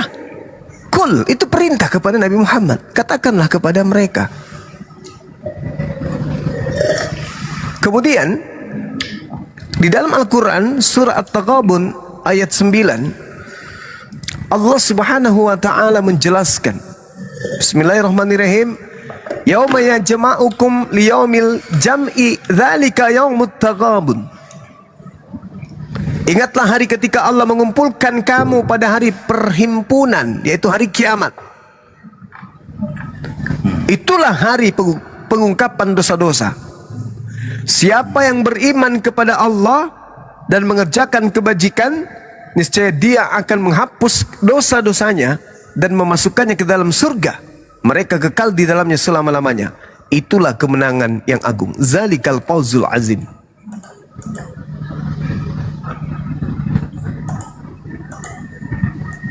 Oke. Berarti berapapun dosanya akan diampuni jika melalui Nabi Muhammad gitu. Ya, Cuma kayak pernah ke surga aja lo cuma. surga itu sebuah kepastian, Bang. Seperti pastinya besok adalah hari Sabtu. Saya belum selesai Bang, cuma bentar Kalau lo ya. pernah mati. David diam dulu. Jadi gini Bang, cuma ada timbangan amal baik dan amal buruk ya di dalam Islam ya, bahwa tidak semuanya bisa langsung dimasukkan ke dalam surga walaupun dia mengikuti Nabi Muhammad. Berarti janji keselamatan itu tergantung amal perbuatan, benar Bang Cuma ya? Ya, Oke. Ketika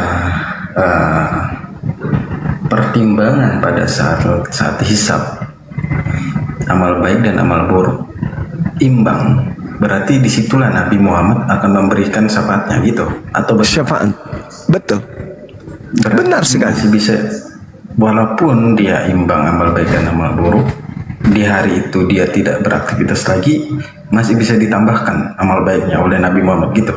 Itu gimana? Nabi Muhammad tidak akan memberikan ruang kepada neraka untuk menyiksa umatnya. Beliau akan senantiasa memberikan syafaat. Dia akan minta kepada Tuhannya agar memberikan syafaat, agar dia memberi ruang kepada dirinya untuk memberikan syafaat kepada umatnya. Bukan umat Islam ada yang di dalam neraka? Ada yang dalam neraka, mereka orang-orang munafik, orang-orang musyrik. Apakah Kecuali mereka tetap dapat syafaat? kecuali yang munafik dan orang-orang yang musyrik syirik.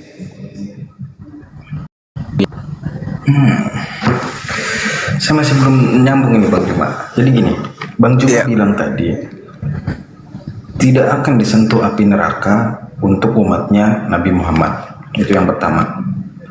Tapi di sisi lain umat Islam pun ada yang di neraka.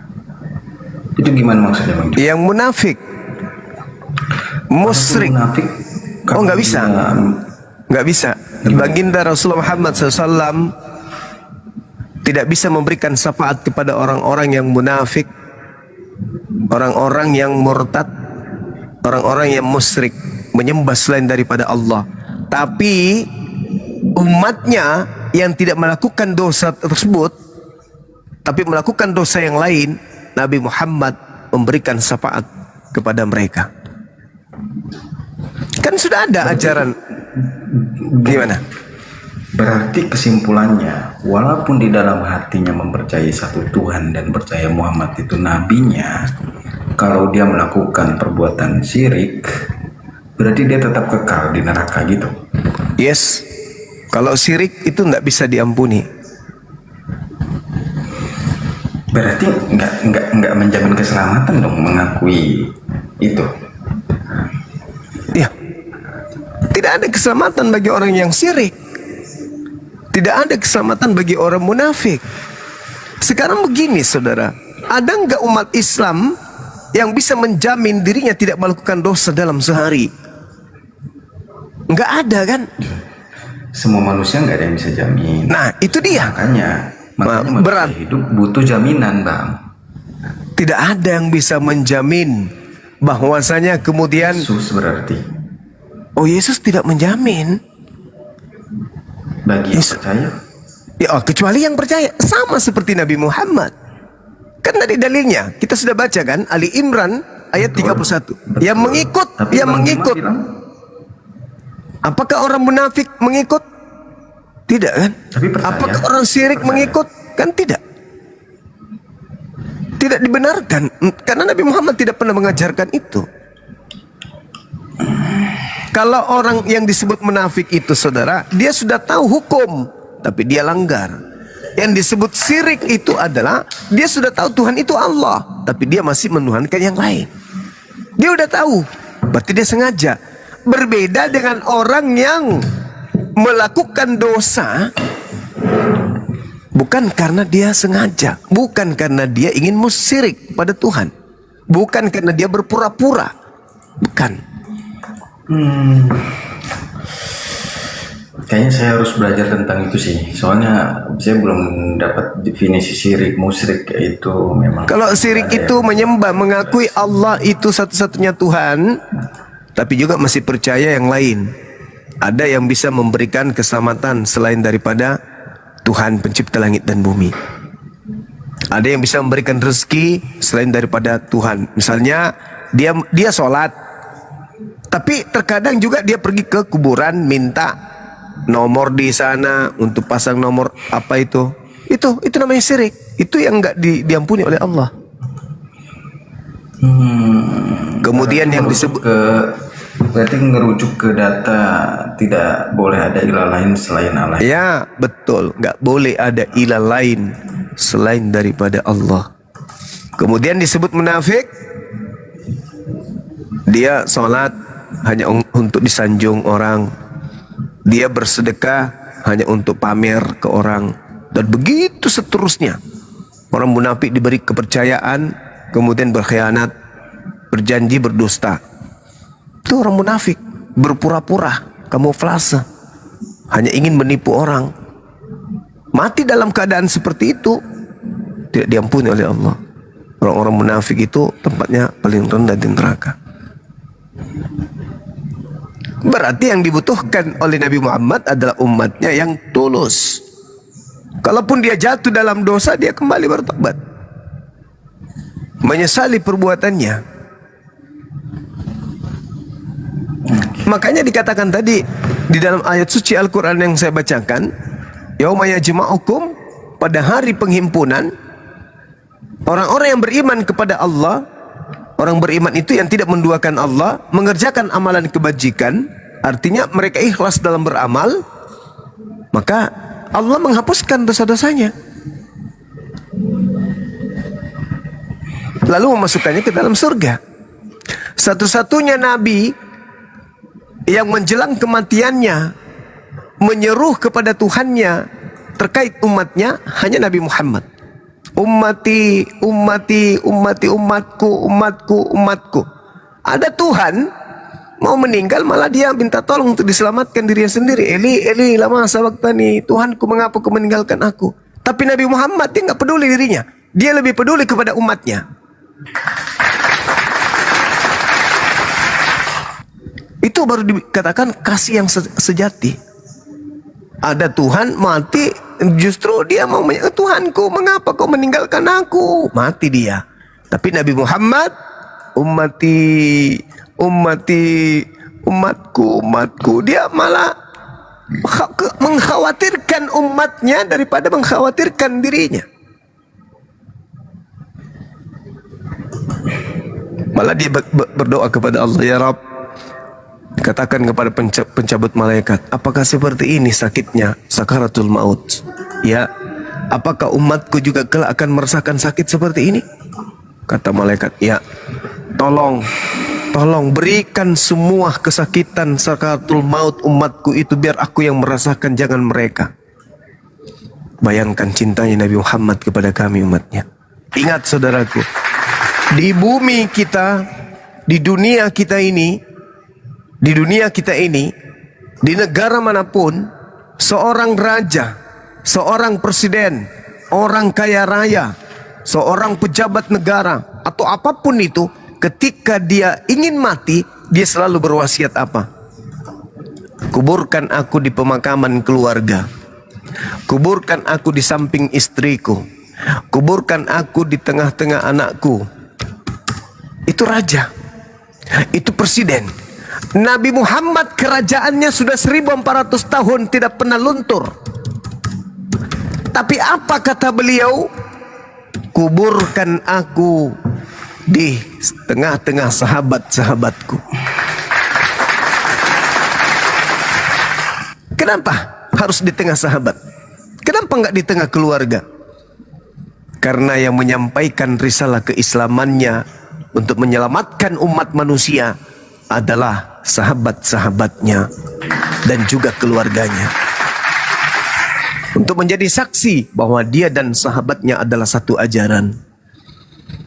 Orang-orang kalau kaya raya, kalau jadi pemimpin, kuburkan aku di pemakaman keluargaku ya, di samping istriku. Nabi Muhammad enggak, kuburkan aku di samping sahabatku, karena mereka lah yang berjasa kelak untuk mengajarkan ajaran ini kepada umatku, sehingga umatku jauh dari api neraka jahanam. Satu-satunya manusia yang mati, mayatnya tidak diinginkan kemudian oleh orang-orang sekampung, orang-orang banyak sekelilingnya untuk jangan dikuburkan. Hanya beliau. Secantik apapun orang yang mati, seganteng apapun orang yang mati, sesayang apapun kemudian kita terhadap orang yang kita cintai dan mati, tidak pernah kita mengatakan, jangan kau kuburkan mayatnya, biarkan dia mayatnya membusuk di sini. Tidak ada itu. Tidak ada. Baru satu malam juga orang mati yang paling kita sayangi ada di rumah sudah mulai merindingkan. Apalagi malam kedua, malam ketiga. Nabi Muhammad, para sahabatnya nggak mau. Gak mau, jangan kau pergi, jangan kau makamkan jasad beliau. Saking cintanya orang-orang terhadap Nabi Muhammad sampai mayatnya pun masih dicintai. Begitu harumnya akhlaknya, begitu harumnya kemudian petua-petuanya, begitu indahnya ajarannya, sehingga orang sekelilingnya tidak rela. Jangankan beliau, mayatnya pun tidak rela ditinggalkan oleh beliau, oleh mereka. Mereka nggak mau, mereka nggak ridho. Saking cintanya. Datang kita, orang yang hidup 1400 tahun setelahnya, dia kan pedofil, dia kan tukang kawin, dia kan begini. Halo, emang lu sesaman dengan dia? Baca kitab di mana lu? Nuduh beliau seperti itu, memfitnah seperti itu. Buku apa yang kamu baca? Kamu lulusan pesantren mana? Sampai kau bisa dapat informasi-informasi seperti itu. Kami yang belajar puluhan tahun, ratusan tahun, ribuan tahun tentang Nabi Muhammad tidak pernah mendapatkan kemudian berita pemberitaan seperti itu. Itu hanya dihembuskan orientalis barat untuk menutupi kebaikan, kebenaran, kemuliaan baginda Rasul Muhammad SAW agar orang tidak masuk Islam. Yesus baru 3 jam mati, langsung mau dikubur. Turunkan dia sampai Yusuf Arimatea, Maria, Nikodemus sembunyi-sembunyi ke Pilatus. Bang, apa? Turunkan jenazah guru kami, Tuhan kami. Kenapa? Kami mau kuburkan sebelum sabat. Belum apa-apa juga baru 3 jam. Kami mau dikuburkan, pokoknya kami nggak boleh lewat hari sabat. Kuburkan. Nabi Muhammad sampai harus berseteruh hanya karena mayat beliau. Allahumma salli ala Sayyidina Muhammad. Ada Tuhan mati bukannya disimpan dulu supaya kita puji, supaya kita sembah dan seterusnya, malah diminta sembunyi-sembunyi. Nikodemus, Maria dan juga Yusuf Arimatea minta sembunyi-sembunyi. Bang, kami mau ambil jenazah guru kami ya. Kenapa rupanya? Kami ingin kubur sebelum sabat. Kenapa? Nggak boleh dia. Pokoknya harus kalian kuburkan. Apa ini? Buru-buru kali.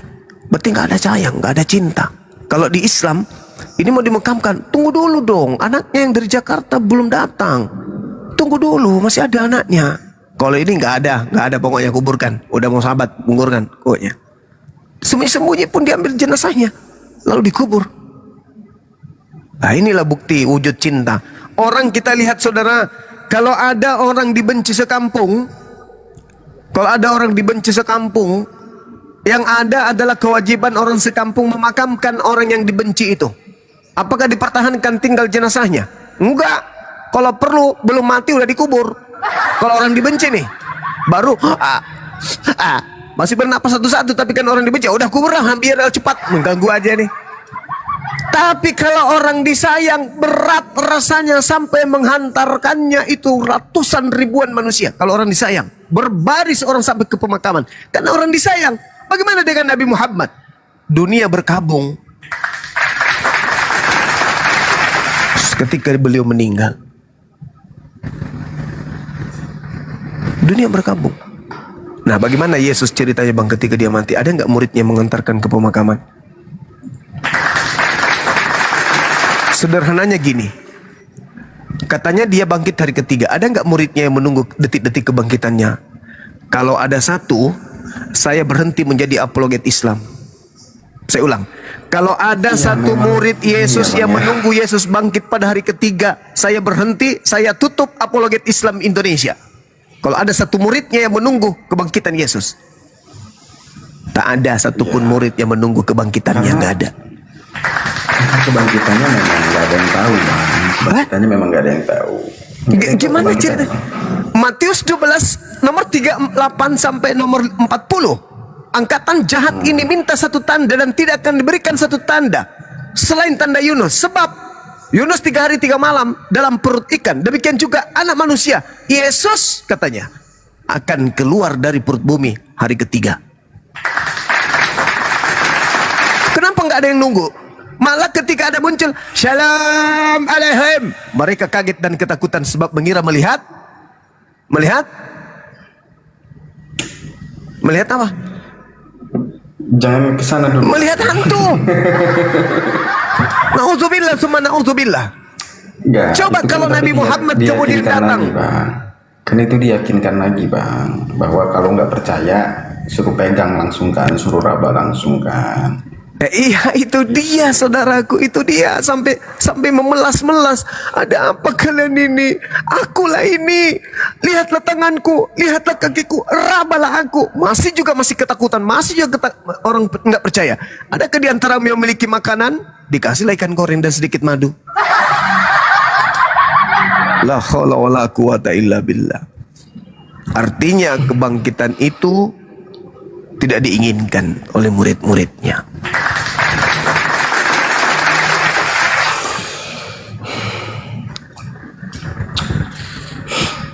Orang kalau gini bang, orang kalau punya kejahatan akan dilupakan orang tersebut meskipun dia punya kebaikan-kebaikan.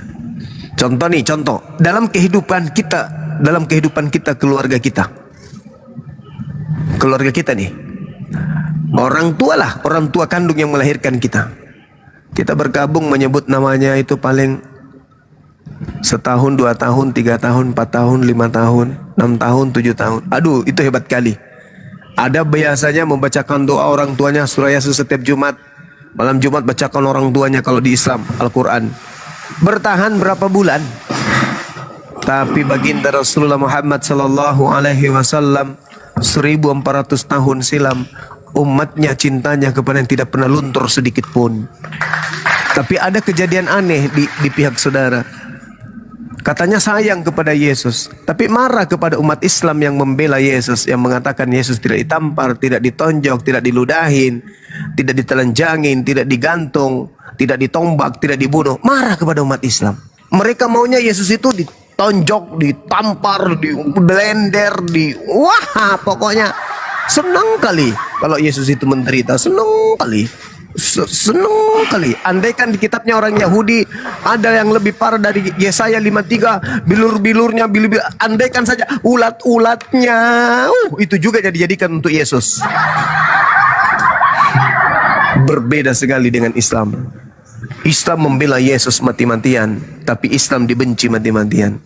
Yahudi membenci Yesus mati-matian sampai ingin membunuhnya, tapi Yahudi disanjung dan dipuja mati-matian. Kan aneh. Islam yang memuliakan Yesus, Islam yang dibenci. Yahudi yang membunuh Yesus, Yahudi yang dipuji. Aneh kan?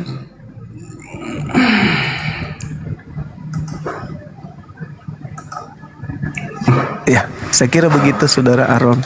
Oke. Baik. Bang Juma. Thank you juga saudaraku. Mudah-mudahan Anda dapat hidayah. Lembutkan hati saudara. La ikraha fiddin, tak ada paksaan dalam agama Islam. Tugas kami hanya menyampaikan.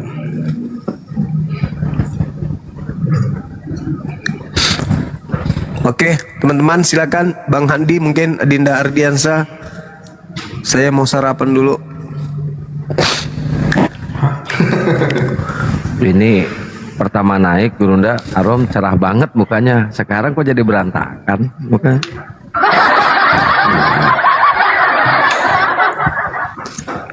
Beliau otaknya berfungsi, kawan.